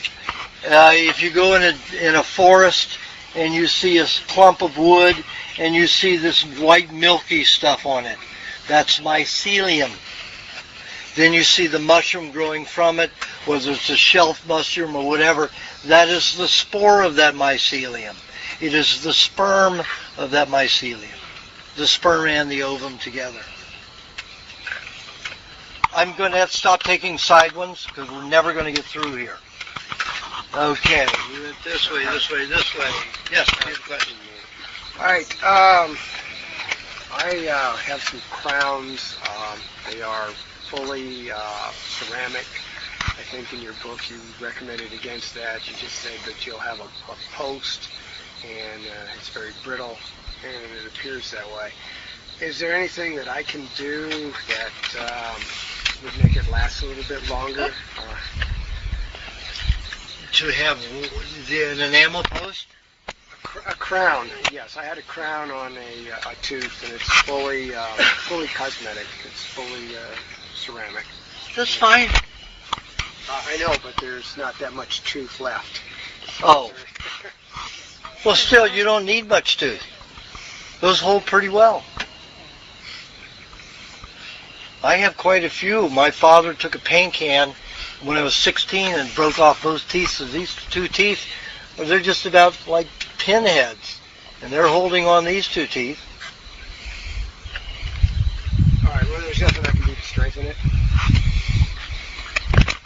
Well, you just do the diet, continue the diet, and it will recalcify inside gradually and slowly, as long as you have some tubules there. Do you have a question? Yeah. I'm talking about how thick or thin blood is. And I understand that the human body just has a small range of thickness or thinness. And on the thick side, you get clots. On the thin, you bleed and don't stop bleeding and stuff like that. But how does that work on the diet? I mean, can you tell when your blood is too thick or too thin from things that are happening? If your blood is very thick, uncomfortably thick, you won't produce any saliva. You'll be spitting thick, hard mucus, as when your blood's too thick. The blood will thicken thin at a large rate if you're on a healthy diet. When your body wants to cool itself, it will hold more fluid, and it will thin the blood. When your body wants to warm itself, it will get rid of the fluid. Like you notice when you get cold, all of a sudden you're going to pee a lot. To get rid of the fluid. Also, the spleen helps in the same way, but not by getting rid of fluid. The spleen holds extra red blood cells. So if your blood needs to get thick fast, it'll dump a lot of red blood cells into the bloodstream as the kidney's getting rid of a lot of H2O and the other nutrients in your urine. It's best. All other animals in nature don't pee much unless they live around a water hole. So there's very little urine. There's very little loss because all of the nutrients in your blood serum are nutrients. It's not just a water, a stream with water in it. You've got red blood cells, you've got fat cells, you've got white blood cells. It's concentrated and thick with nutrients. So when you urinate and you're losing a lot of nutrients. That's why in India they drink their urine to recycle it, because there's a lot of vegetarians in India. So they drink their urine to recycle those nutrients. When I'm in Asia and I'm down to very little butter and I can't eat enough meat, then I start drinking my urine. And boy, I keep healthy and strong that way. Okay. On this subject, if a person, if say you didn't have clot, you couldn't spit. I have a clot problem. You have a clot problem because you've got a lot of toxins in your blood and a lot of damaged sugars. You've got a lot of waste products like advanced glycation end products that cause the blood to be sticky. Then the blood cells stick together, everything's sticking together. That's what causes dangerous blood clots. Not because the blood's too thick, because it's too contaminated with byproducts, sugar byproducts. So then just doing a straight diet from the book would handle that eventually? Or is there... Right away, probably within 10 days. But you have to stay away from cooked starches. You have to stay away from sugars, any processed sugar whatsoever. And you have to reduce the amount of fruits that you take, unless they're not ripe. Unripe fruit be okay. Oh, grapefruit be okay. Right. Grapefruit's okay. Yeah. Cherries, berries, anything that's low in carbs. Cherries taste very sweet, but they're very low in carbs. Do you have a question? Okay, do you have a question? Yeah, I do. It's great to be here, by the way. Well, thank you, but you have a purple shirt, so I don't answer questions from people with purple shirts. Well, this one should be easy. Okay. I'm just wondering, down the road or at some point, if you'll be able to put into print all these wonderful experiments that you've done and that has caused you to... They're going in the detoxification book. They are. Whenever that gets finished. Keep accepting more and more projects, and then nothing gets done. So, I'm going to have to put a break on soon. Do you have any idea when you may have that out? I promised it 4 years ago, and it's still not ready. So then there was the DVD to get out, and there's all this the newsletter to get out. So I'm way behind on everything. So I can't promise anything. Okay? Yeah. There's two ladies here, and I don't want to lose them, so I'm going to catch them. Do you have a question? Yeah, it was about the bone loss. The gentleman was asking about his tooth thing, and I'm having problems. I'm losing bone, so I'd like to know what I should do. You're losing bone in your mandible?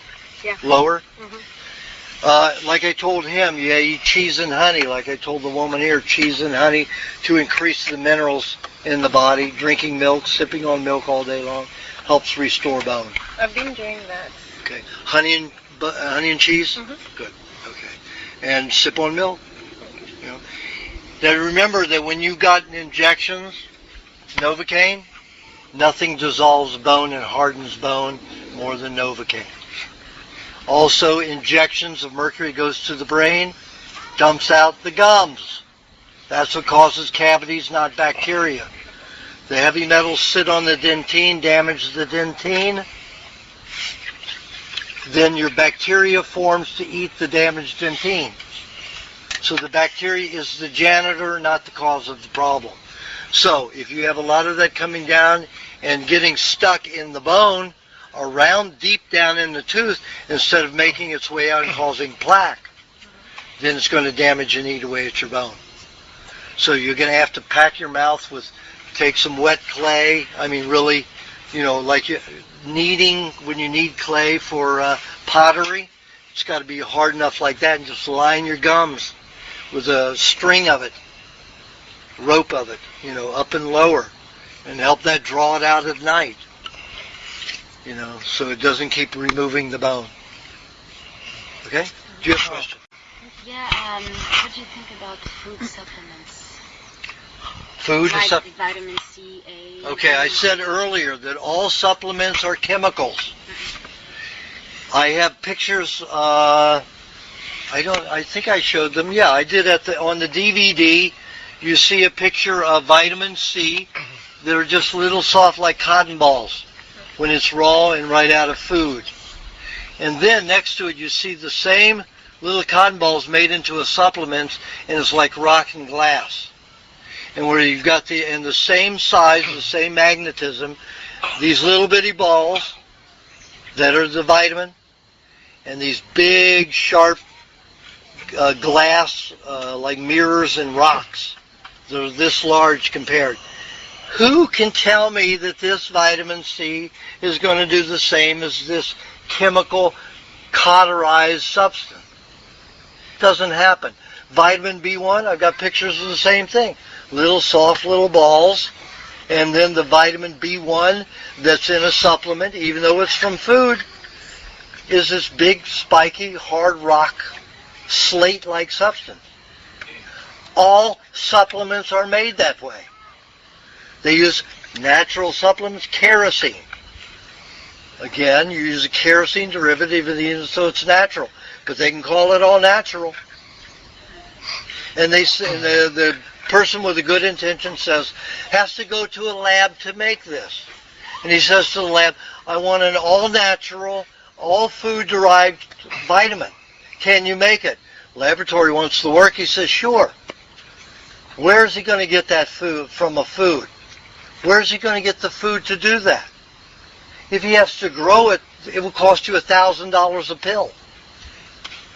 If he has to grow the food, if he has to process that food, cultivate it, grow it, process it. So what does the laboratory do? The laboratory goes to Purina, General Mills, and buys their waste product that's already been heavily chemically treated, processed with heat and who knows what else, sells it to this laboratory, and this laboratory says, I never used any heat, I never used any chemicals, except for a natural kerosene. He never says it's a kerosene derivative. And there he says you've got an all-natural food-based substance. It's all marketing bullshit. It is not good. It's all poisonous stuff. Honestly, so what about the green, powder that they sell? The spirulina is... No, not spirulina, like the mixed green greens. mix, The green what? The green powders you can find in Herbs some stores like multivitamins. Oh, the superfoods. Same thing. They have to dry it and process it. You dry it and process it, you've changed it back into a mineral. Plants eat minerals, we don't. Can't digest it. Okay, do you have a Do you have a question? Yeah. Ibrahim. You feel like fat is good and eat a lot of fat in this diet. If I want to explain to somebody who doesn't know about this diet, how can I explain that fat is good for us? Just tell them to read the book. Very hard. If they're asking me, I say to everybody, read the book. You know, if I want a quick little story that I give them, I say, how important are fats? You get your greatest strength from fats. 2.5 times more energy from a fat than from a carbohydrate or a protein. Look at your weightlifters. They are fat. Have you ever seen a wrestler who's not fat? If you have a wrestler who isn't fat, he's going to be a dead man quickly. Fat is so important in the body. It binds with toxins, and I say no more. That's all it takes. People get it. Everybody wants strength, wants protection, and wants energy. And they want to be safe from their toxins. So I give them those reasons for the fats. There are a lot more reasons, but they can read that in the book. So I wrote the book so I don't have to answer that question. Do you have a question? Yes, how to cure and how to prevent it. Pardon? Gout. Yeah. Kelp? Gout. Gout. Gout. Oh, I'm sorry. Gout? I'm getting. Yeah, G-O-U-T. Yeah. Gout is from acids that collect in the body and when they accompany some kind of other toxin from a food-based substance. Eating too much cooked meat will do it. The tribes that eat nothing but cooked meats, no vegetables or anything, they only have 5 diseases, and one of them is gout. So eating a lot of cooked meat substances causes a lot of uric acid to form that causes gout. Other acids can cause it too in accompany with that. So do you eat a lot of cooked meat? Yes. Yeah. So you better eat, if you're eating cooked meat, you have to eat a raw vegetable salad with green leaves in it. Some pineapples, something to help neutralize some of that uric acid. Okay? Do you have a question? If I may, one quick one about warts. Yeah. And one, in your book, you talked about cooked starches, and over the years it seems like you've developed more ideas about that, and I wanted to... No, they're the same. You just use them as medicine when you need them. If you've got hyperactivity and problems and you use cooked starch, if you're too hungry, like when I'm in Asia, I can't get sometimes I haven't taken enough butter with me, and the meat fat doesn't fill me, and I have more hydrochloric acid, even though I don't have much in my stomach and my intestines. You still produce and utilize hydrochloric acid.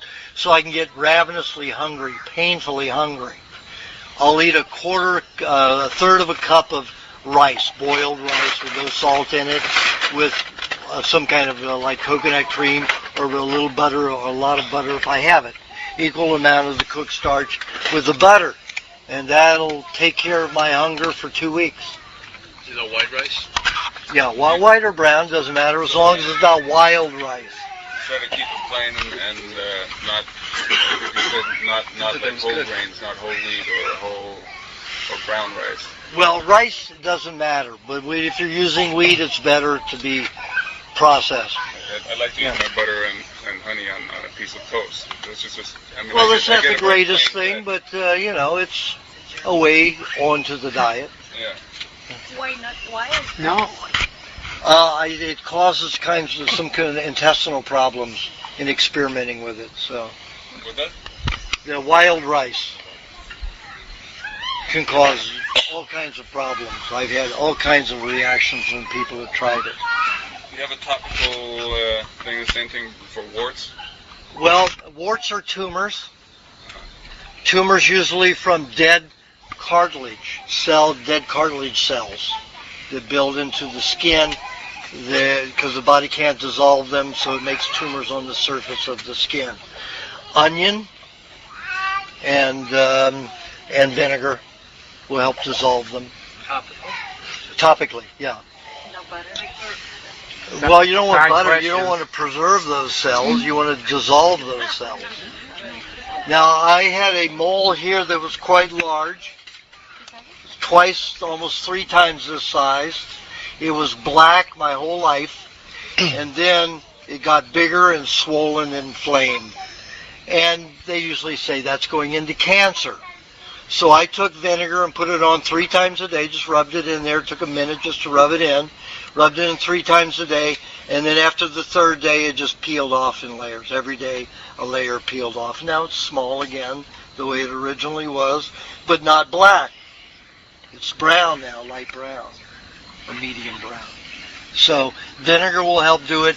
Some people with warts and with tumors on their skin, vinegar doesn't do it, so you need onion and vinegar. Vinegar one day, onion one day. It's close to the eye. Do it before you go to sleep, so your eye isn't open.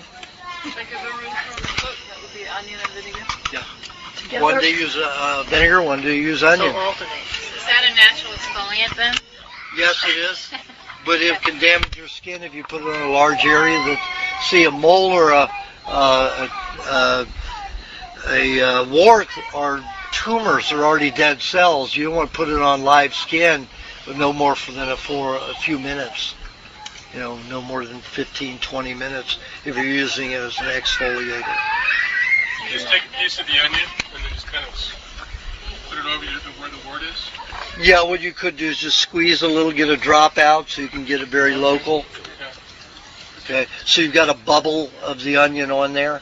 Not one enough that's runny enough to run, but you can still have a little bubble that can be absorbed over a period of time. Any onion will do. Oh, not the green leaf onion, not that, but the bulb onions, root onion. Okay? Do you have a question? Yes, I know you already addressed supplements, but I have a question about CoQ10, what you know about it, and if you can take it in one of those pills that they provide it in, how do you take it? Still toxic. It's a chemical. CoQ10? CoQ10 is chemical. It is not natural. Okay, even as it's made from natural substances, it is chemical. All natural things are chemical. Pardon? All natural things are chemical. Not looking at it that way. If it's biochemical, in Philippines, they have on their pharmacies a lot of them biochemists. You guys no more a biochemist than a frog is an ant.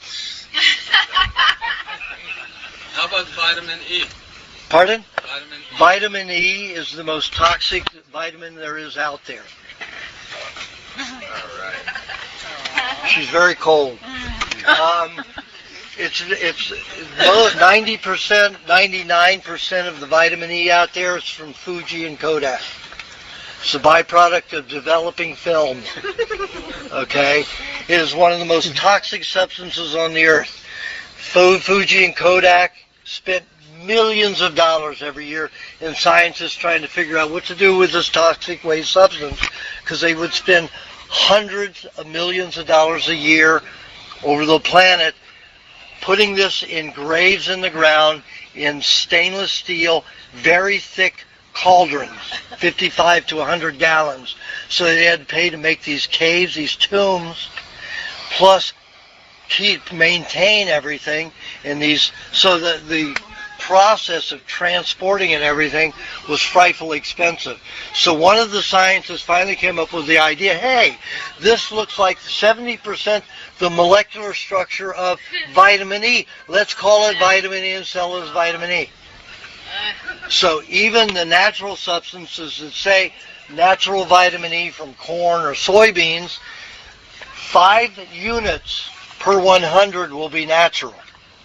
The rest is Koji and Fudak garbage. Kodak and Fuji.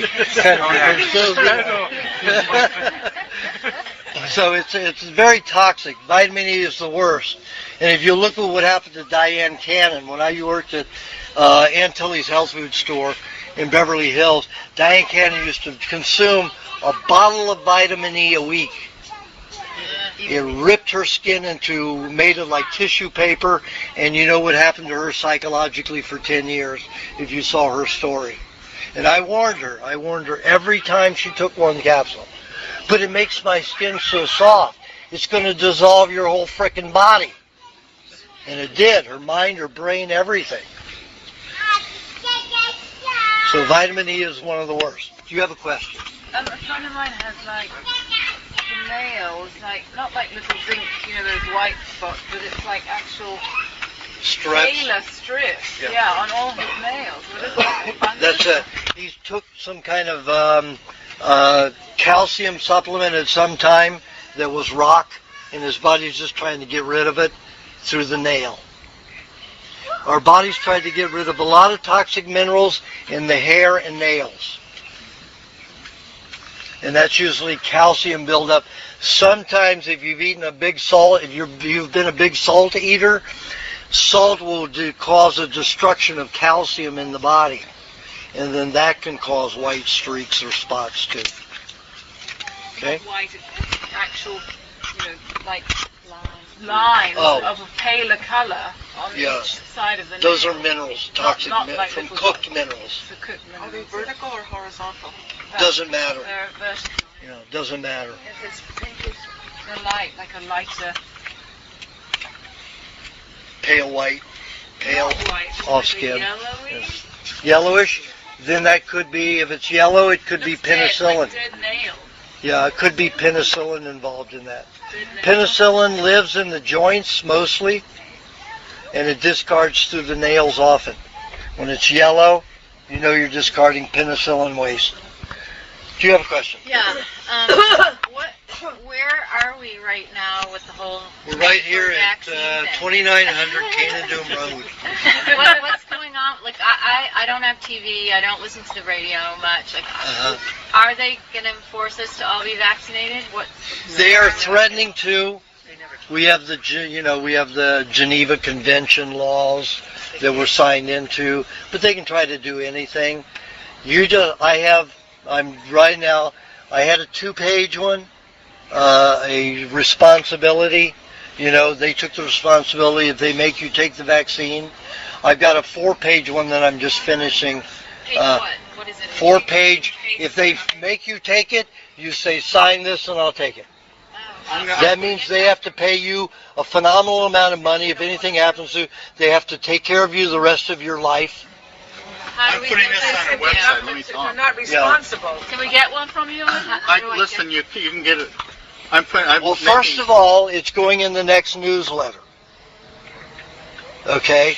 Then, after about a month, because it won't be coming out till mid-October. So, if you want it sooner than that, you have to subscribe to my newsletter and get it. Otherwise, he's going to post it right around October 1st. www.no2swineflu.net. And it's going to be a place where you sign in, and then you can get his whole report. But he's got to do the report. It'll be in the newsletter, so it's going to take a little while to get there. So, but in your opinion, too, do you think that they're going to get away with doing mandatory vaccinations? Not in this country, easily. But that was Europe? They're going to do it in 170. They've already got 194 countries signed on to do it, including England. Yeah. What kind of person has to sign that and have to make Whoever's making you take it.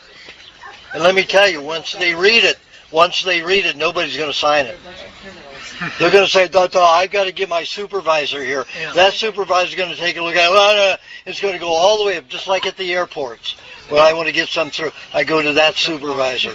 Nobody's going to want to sign that because they're saying, if something happens to you because of this vaccine, I will take care of you for your life.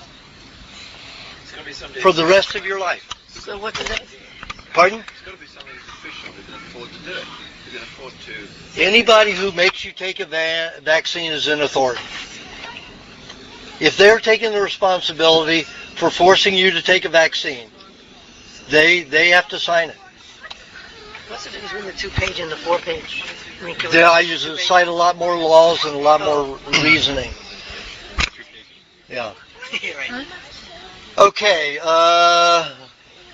Kathy, do you have a question? Oh, yeah. First of all, my leg is, you said something, it's going down through my ankle, the poison from... Well, what do I just put a hot water bottle and that's the end of it? Yeah, but I can see that you have a lot of connective tissue damage. Now, but when the lymph system dumps its waste products, it dumps it between the skin and the muscle.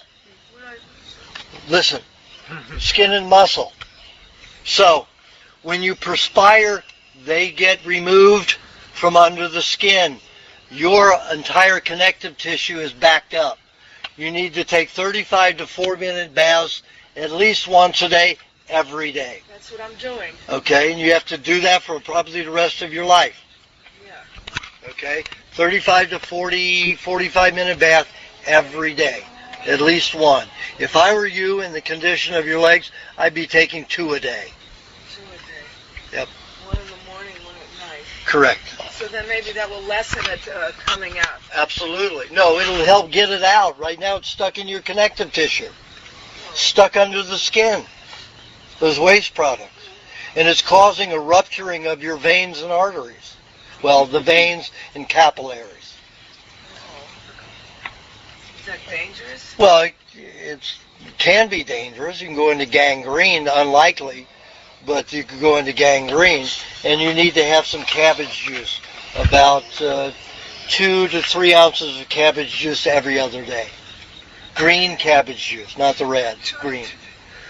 2 to 3 ounces of green cabbage juice every other day. And that's for the liver. Okay. That's Along with my other juice. yeah. Well, yes, I'm doing, yes. Along with your other juice. I'm doing the beet, The- carrot, celery, and cucumber. Yeah. And you'll be having by itself separately 2 to 3 ounces of green cabbage juice every other day. Every other That has a lot of vitamin K and vitamin U in it. Kathy, listen to me. That has a lot of vitamin K and vitamin U in it, which prevents ulcerations. It prevents bleeding. And she's got a lot of bleeding in her connective tissue under the skin. What am I supposed to do? I already supposed to go to this lady's Patrician October 1st to the 7th. To do what? Just to visit with her. So? I can't. I already bought my ticket. So? It's okay? Well, no, just try to do 1 bath a day while you're visiting. For the cabbage? So you don't take it for a week.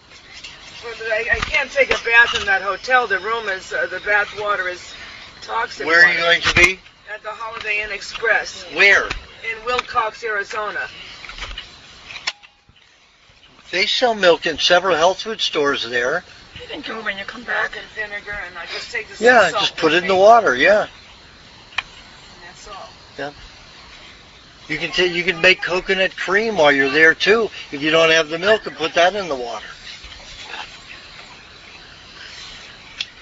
Oh, because of I went from 185 to 140.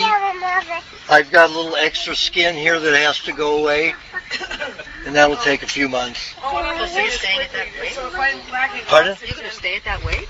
I don't know. Oxygen machine? Pardon? If I'm lacking oxygen in my room, don't get an oxygen machine or something. That's up to you. The oxygen in the cans is not natural oxygen. Rent some plants and put it in your room. Or get a hotel. You got a hotel room, or is there any trees around? No, I'm talking about in my house room now. In your house, you have plants. Yeah, I do have plants. Okay. That's where you get your oxygen. But it doesn't seem like I'm gagging for oxygen. No, that's because you're not absorbing enough. Could be your lymph system, your connective tissue is so backed up that your body's now discarding toxins through your lungs. And you're using it as a detox center instead of a absorption. What should I do? Baths. Baths. Okay? Do you have a question? Okay? Do you have a question, Yes, sir? about hernias. I think I was About doing what? Hernias. I was doing, I think, a little bit too much exercise, abdominal exercises. I think.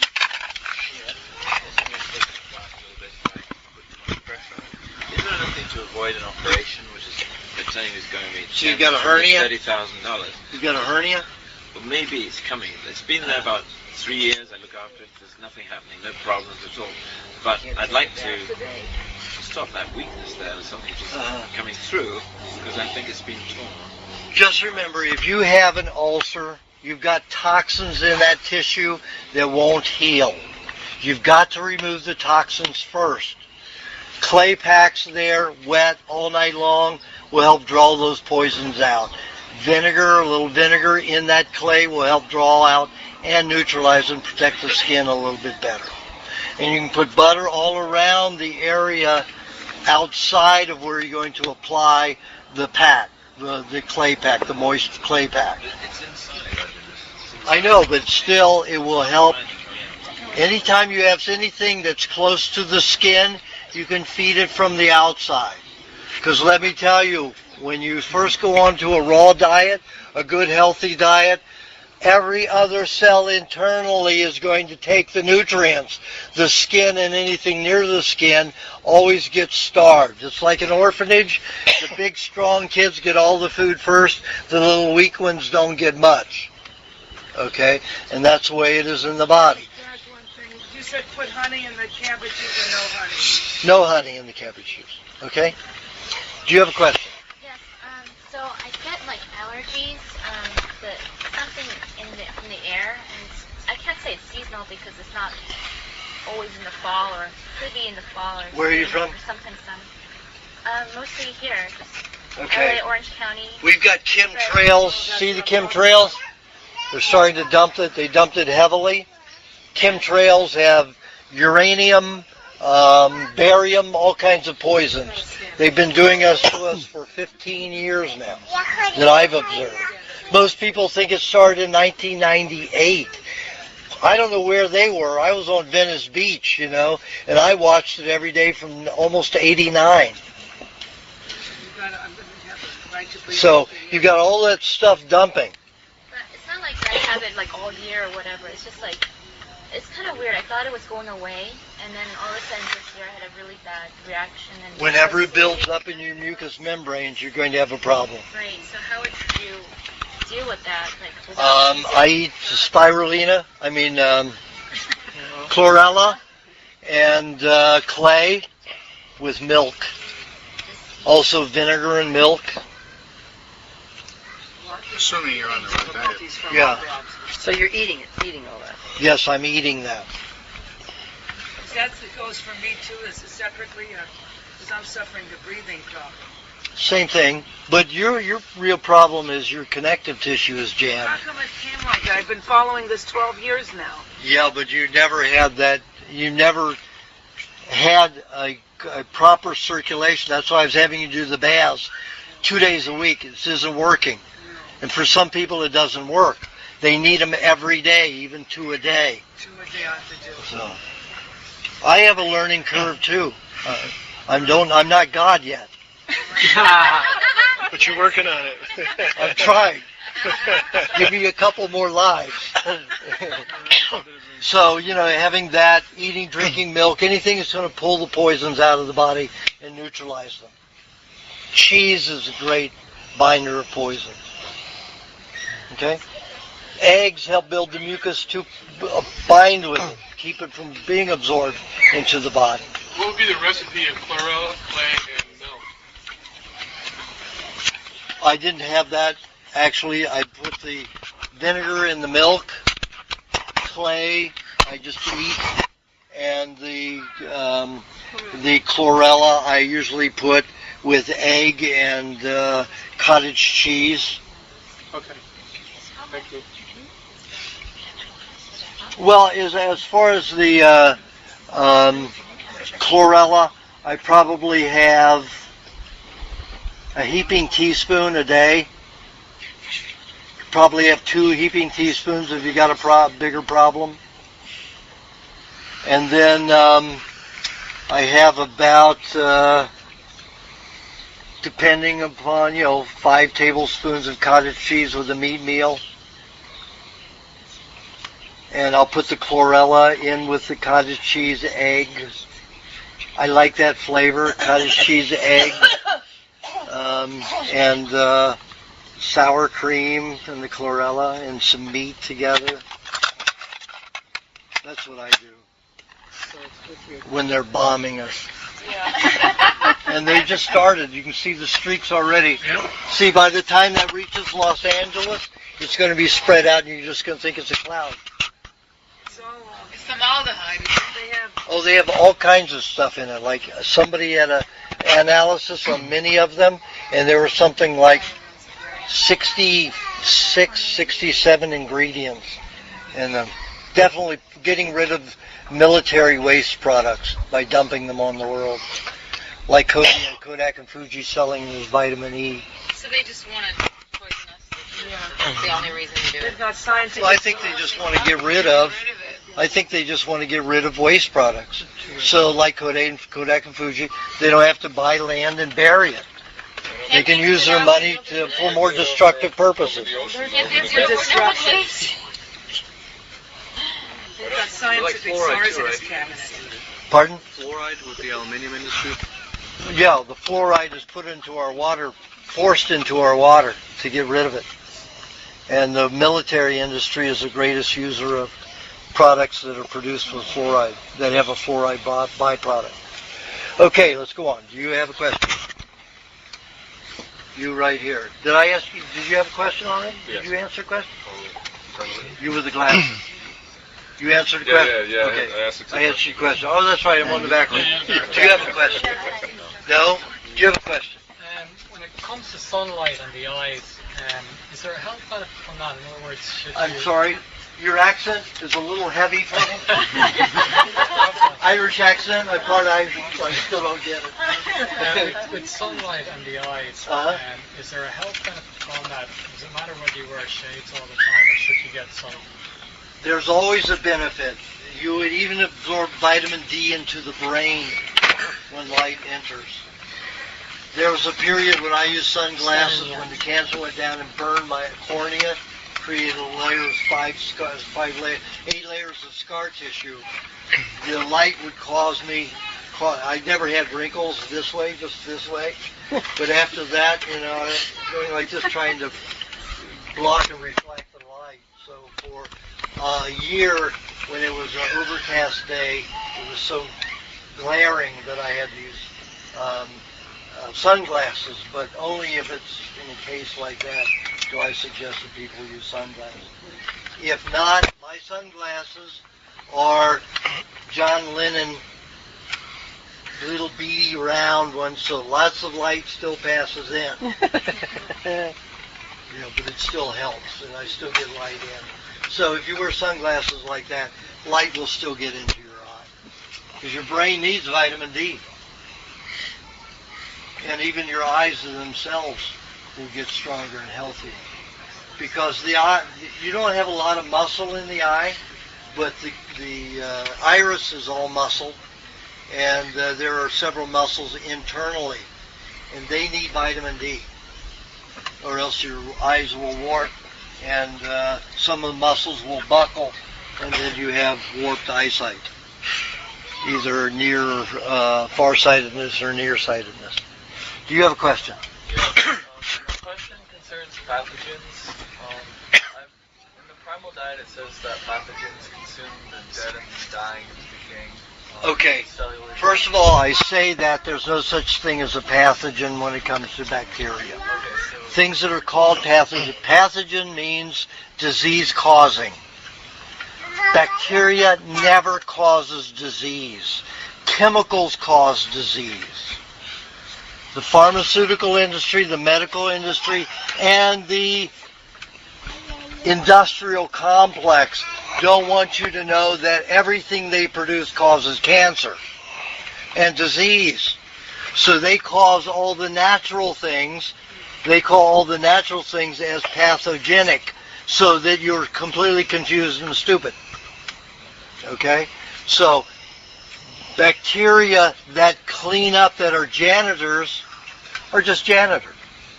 They eat decaying, dead, or toxic tissue. Depending upon how toxic, they may not be able to eat it because it will just kill them.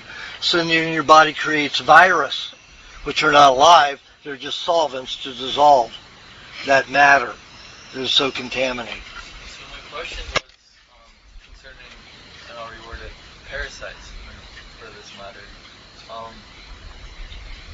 I understand that sometimes the parasites can escape the digestive tract and into the blood. Now, is there a chance eating raw meat that a particular parasite can enter the brain and actually thrive in your brain tissue? Because I've seen, I've talked to my dad's doctor who's seen cases of that happening where he's seen parasites enter the brain, and there's a show on TV called Monsters Inside Me. Yeah, that, if you look at that, if you look at all of I've broken it up in a movie program, and they're not the same cuts, they're not the same worms, and they're not even coming out of the brain tissue. And you can see the line where they infused it in. So that was a false video created to scare people, and it's not a true one. However, there are parasites in the brain, but again, parasites in brain tissue, and I've eaten brain tissue that had parasites in it as an experiment from calves' brain, and it doesn't pass through there. If they've had a vaccine, let's say they were given dewormers. Dewormers cause a lot of dissolution of the spinal cord and the brain. You have your own natural parasites in your brain tissue. When you die and decompose, all of a sudden you have all these worms. That's part of the decomposition process. If it's happening while you're alive, you've done something pretty toxic to damage your brain. But it's not going to pass from one tissue to another. You don't get an intestinal parasite that lives in the brain. Your heartworm lives in the heart. The intestinal worm lives in the intestine. It doesn't move out. Unless that person is on their way out and dying. So you're saying there's no risk from eating raw meat and getting A parasite. That's absolutely fiction. You haven't read both of my books? I read both of your books. Yeah? Yeah. Okay, then must have it in one of my newsletters or something. Because when I discovered, after 13 years of worrying about getting a parasite or a brain fluke to make me an idiot again, because I was autistic, I said after 13 years I'd eaten all kinds of parasite-infested tissue and never gotten a parasite. So I said, okay, let me go see who's backing this information that will get a parasite from eating meat, raw meats. Not one university had ever done any laboratory experiment. I have. Not one of those animals, even though they're sickly animals, that I fed parasite-infested tissue to, and I was one of the ones that ate them, I never got a parasite. They never got a parasite. So as far as I'm concerned, it's all fiction. So the doctor who I talked to that said he's dealt with patients who have gotten like tumors as a result of a parasite or something like that. That's their theory. Okay. There's no laboratory experiment to prove that happens. But there's a lot of laboratory animals that get cancer because they're not eating naturally, they're not in natural environments, they're injecting them and feeding them stuff with chemicals in it. Alright, and then maybe just a request at the end of this, if you still have any energy left. In the primal diet, you mentioned some person named Bruno Carigliano? Carigliano? Yeah. He said he taught you for 3.5 years about He tutored me. this diet. Yeah. And, Not this diet. Oh, Just tutored me on nutrition. Yeah. He was about a 75% raw person. No. And he's dead now. He went and got hepatitis B vaccine, got AIDS because of it, and went the regular medical route. They killed him. Guy from France? Pardon? Guy from France? No. He was here. Bruno was here in Los Angeles. Do you have a question? Way back there standing up. Yes. I actually am starting to experience random nerve firings. Are you going to go? Let me get your question in before you go, okay? Huh? Oh, you don't? Okay. Thank you. I'm sorry, go ahead. Ask it again. 4 days old, but I've experienced sporadic spasms and things in the past. From what? I actually don't know. I'm wondering what's causing it. I initially noticed this back when I used to be smoking marijuana. But I've been in and out of that. I'm currently not going to deal with it anymore. Well, usually when I was very thin and a fruitarian vegetarian, I used to get muscle spasms all the time. And it's because you don't have enough fat in the muscles. The lactic acid will build up. I had it tremendously when I was bicycling. I get spasms all the time because I was exercising and didn't have any fats in the muscles.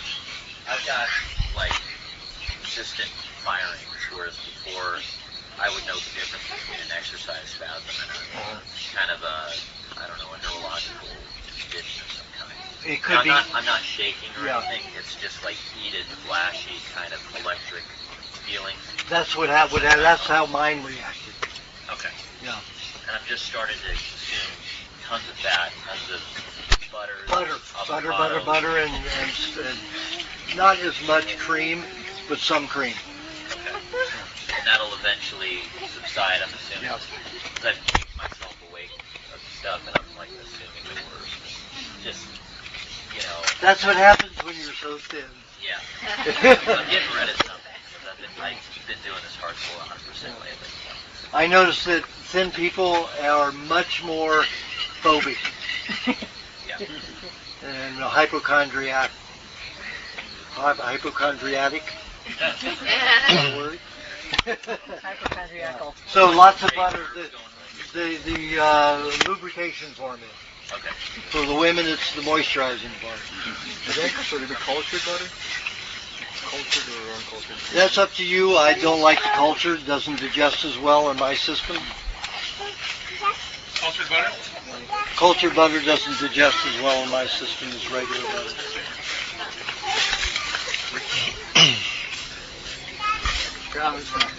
Do you have a question? I do. Yes. I have a friend who eats a lot of wheatgrass juice. He doesn't do green juice. I forgot what you said about the wheatgrass. The wheatgrass juice causes alkalinity in the digestive tract and acidity in the blood.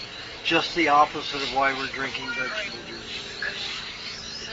It takes an herbivore to break down wheatgrass juice. Any grasses. Any grass, it takes an herbivore to break it down properly. They need acidity in their blood. They need alkalinity in their intestinal tract. We need just the opposite. We need acidity in the intestinal tract and alkalinity in the blood. Wheatgrass juice. I've experimented with it because there's a certain growth hormone factor I wanted to experiment with. So I put a tablespoon in like 3 ounces of milk, and that curbed the negative, but I didn't see any results that I thought that might happen from people who have wild ideas about things. Why do dogs eat grass? I mean, they're carnivores. Why would they want to eat grass when they don't feel well? Well, like cats and dogs, they will chew on some grass to alkalinize their system a little bit. But they're only taking 1, 2, 6 drops of, a week, something like that. So it says a medicine, a very tiny amount. But when these people are downing, 2 ounces a day, 6 ounces a day, 8 ounces a day, they're going to damage their digestion pretty badly. Okay. Do you have a question? Yeah, I eat the butter and honey pretty regularly, but as far as like eating milk, raw milk, or cream or cheese, I start to get headaches like when the weather changes and so forth. I live in a more northern climate than that. And I was just wondering, do you just keep eating the raw milk and that sort of thing? Well, milk can have a detoxification effect. And when you're going into a climate change, it helps pull out toxic fats fats that will have toxic substances in them. Like even today, I've had milk for the first time in several weeks, and all of a sudden now I feel like a headache. Then you should have honey in your milk. Are you gulping it cold? No, I just had it here warm. And you were sipping it? Yeah. Okay. Then I would suggest putting honey in your milk. Maybe about 3 tablespoons per quart. And sip it. And I would eat cheese. If you're having that reaction during the certain times of years, eat cheese regularly while you're sipping your milk. Usually, salt causes headache, especially sodium. Toxic. That will cause high blood pressure in the brain. And kind of toxic. Also, you can have the headache formulas, but if it's due from drinking the milk, then it's better to have the cheese. Okay? Do you have a question? What do you advise for high blood pressure? Like I say in the book, high blood pressure can be lowered or increased with garlic. So garlic can either lower or raise the blood pressure. Also, grapefruit. So what? You take garlic to lower, or you stop? Garlic will do whatever you need. It will either raise it or lower it. Is that raw? Raw, of course. So does that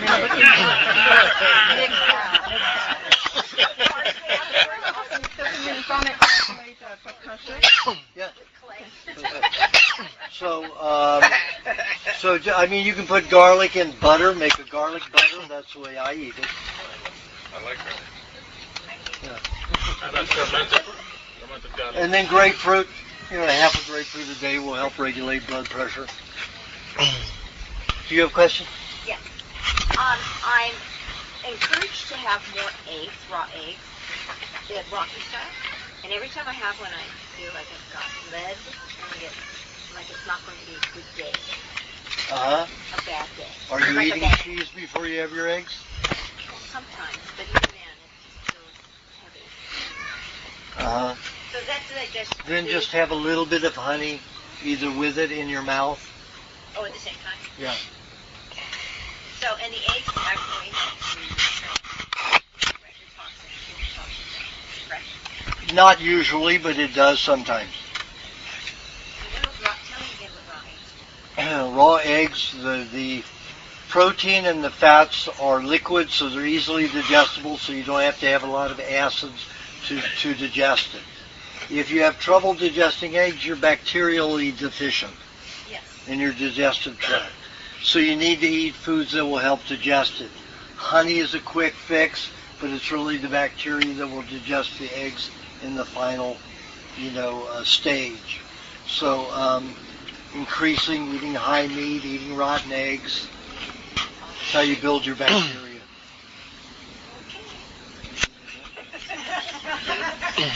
You guys came in late, right? Yeah. So be sure. Yeah. Anybody else that came in late that hasn't paid? Okay, so just it's $30. We'll get it at the end. Do you have, let's see, who hasn't answered the question? Who hasn't asked a question yet? Just one other thing. No. Let me get everybody else. What is your question? I have a heart problem.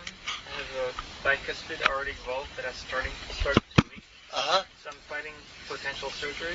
So I've altered my diet quite drastically, and I'm just curious as to... Bone marrow and heart from any animal. What's that? Bone marrow and heart together. Eat them together. Bone marrow and heart. Yep. Buffalo heart's probably one of the best hearts to get. A buffalo heart maybe is about this big, and the animal's giant. I mean, it's incredible. It's the smallest heart for a large animal, and its power's a buffalo. So you put it in a smoothie or something, blended? No, I like the taste of the heart, so I just eat it. North Star bison. Well, from Rawsome will carry it. The buffalo heart. Are you here locally? Yeah. Okay, then go to Rawsome and get buffalo heart. And they have the bone marrow right in the same 2 containers. So you get the heart and the bone marrow together. And eat once a day. Eat some heart with about a half a cup of heart with at least or just one bone marrow from one bone. Okay. Just do it every day, and it will clear up in about a year and a half. So if we can get 2 million people to get that, like they did with Obama health care, we'd be on TV and get all the publicity we need to get. You get 2 million people together, I'll be one of them. Definitely. Okay. Can I ask Allison's question? Yes. She just wanted to know unwashed eggs versus washed eggs. Apparently you said something, but she wants to hear it from you. Okay, unwashed eggs. I get unwashed eggs whenever I can because they use a detergent. It destroys some of the bacteria. It deprives the egg of the ability to reproduce. And it does stop the bacterial growth inside the egg from the outside in. So I like bacteria. Bacteria's 99% of any organic function of any animal. So I want bacteria. I want as much as I can get. So unwashed eggs. I mean, people see me go in Asia and I buy this chicken shit egg, and I go, I like this, and suck it out, and they go, 7 will die. Not today. And I said, how many chickens, how many Animals you see around going around licking each other's butts with the E. coli in the feces. I'm just having it off of the egg. Are Rossum eggs okay? They're okay. Yeah, they're pretty they good. washed? There's no soy in them. Yay. No soy. Important. But they wash them. I tried to get them not, but she's afraid. I thought they just told me that they don't wash them. Just the other day. They wash them. They have chicken shit all over them. If you wash them with just water, would that be okay? It's okay, but you still destroy bacteria. Yeah, Water's okay. a solvent. Okay. There's a protective coating on an egg. Even when it's just washed with water, it's removed. And you should never refrigerate eggs, right? Never refrigerate eggs. If they're refrigerated already, get them out of the refrigerator. Amos eggs are better than because they don't wash them. Well, I tell you, he listens to me. How much better are his eggs than regular unwashed eggs? Why? Well, Amos raises his chickens the way I want. He takes the guts from a butchered animal, throws them out on a pallet, lets the flies lay all their maggots. The birds eat the rotten meat and the guts and everything in them and the maggots. His chickens follow you around like cats, and they'll rub up against you. They never peck each other. They have everything they need. They are a happy, wonderful, healthy chicken. He doesn't give them any feed either, does he? He just lets them work. No, he gives them sprouted in buttermilk or whey or some kefir. He gives them some sprouted grains like oats. Well, how much better is going to be an egg that an egg from a chicken that eats as much meat as Amos's do, as your typical eggs we're getting around here from Rossum and the farmers markets? Considerably better. Worth going out of your way for, or a little bit better? Or? Considerably better. Worth it. Definitely worth it. Where are they? Where are Amos's Pennsylvania. So, a long drive. Well, yeah, but I mean, if we can have them sent, David has them shipped out here, and if you connect with David, you can get some of and some of those eggs are completely rotten. All right. What did you do with that big bunch of eggs you got from Amos when you I ate shipped them all. them? Did you let them go rotten first, or did you eat them No, fresh? they were probably half of them were already rotten. You know, so What are you doing with all those glass containers up there like They're that? going to get shipped to Co-op in Chicago. I'm waiting to get a pallet. I'm waiting to get a pallet load. You know, in India, they use glasses like that to build homes. Incredible homes. Yeah. And they'll fill them with different colors of sand and, you know, quite remarkable homes. I would do that if I were going to live here, but I'm not. Okay, anybody who hasn't had a question, asked and answered. Lisa, how did I miss you? Oh, you went to the toilet. How dare you? Okay, ask. Freckles. I've also had freckles, and then when I went through a big monster that blocks more, like the ill over. Some look like AG, what people call AG spots. Liver spots, but what they are is you have organs like your liver, pancreas, spleen, and bladder have dark tissue. Once they no longer help create hormones and function in that organ or gland, they go to the skin. They're still live cells. They can function as skin, but not as a gland or an organ. So they go out to the skin. No, you're just more colorful. More colorful. Just think you have spots like, your cheetah top there. Mine have been disappearing. Pardon? My liver spots have been disappearing like crazy. Well, they come and they go. Then you're getting rid of those cells. You no longer need them. But it doesn't matter whether you have them or not. Pardon? So it's not from a bad liver. Well, they are not functioning in the liver, so they're not helping the liver, but they're still alive and they can function as skin. Yeah, they're actual liver cells. Well, they're either liver, gallbladder, spleen, or pancreas. One of those dark glands. They're your skin for a while. I have a lot of them. Ever since I got those injections, I'm loaded with them. I have probably 100 times the freckles after those 3 injections. Is that because of damage? The damage to the liver, pancreas, gallbladder, and the spleen.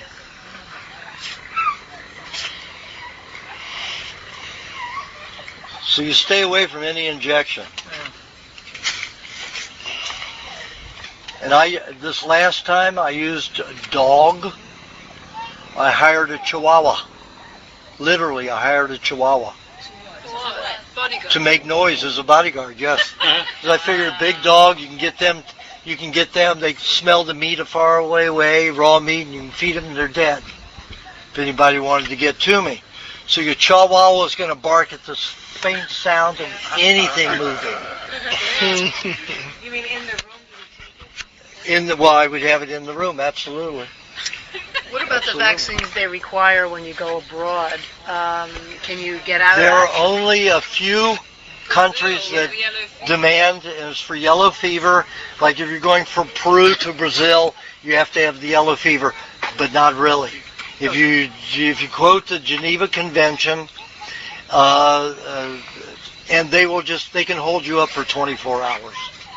And I know many people who haven't taken the injections and still get in. I falsified documents. Well, I'm not going to do I that. You falsified falsified them? documents. Well, I'm not Because I did the exact thing. I went to Peru and I had to come back through Brazil and they wouldn't let me in.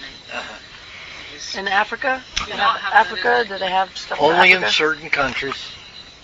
And then you just don't... And it's only the yellow fever in any country. That's the only one that they demand. But it isn't really, if you put up a fuss about it. The most they'll do is hold you for 24 hours. Okay, so everybody got their questions asked and answered. Oh, those were mine.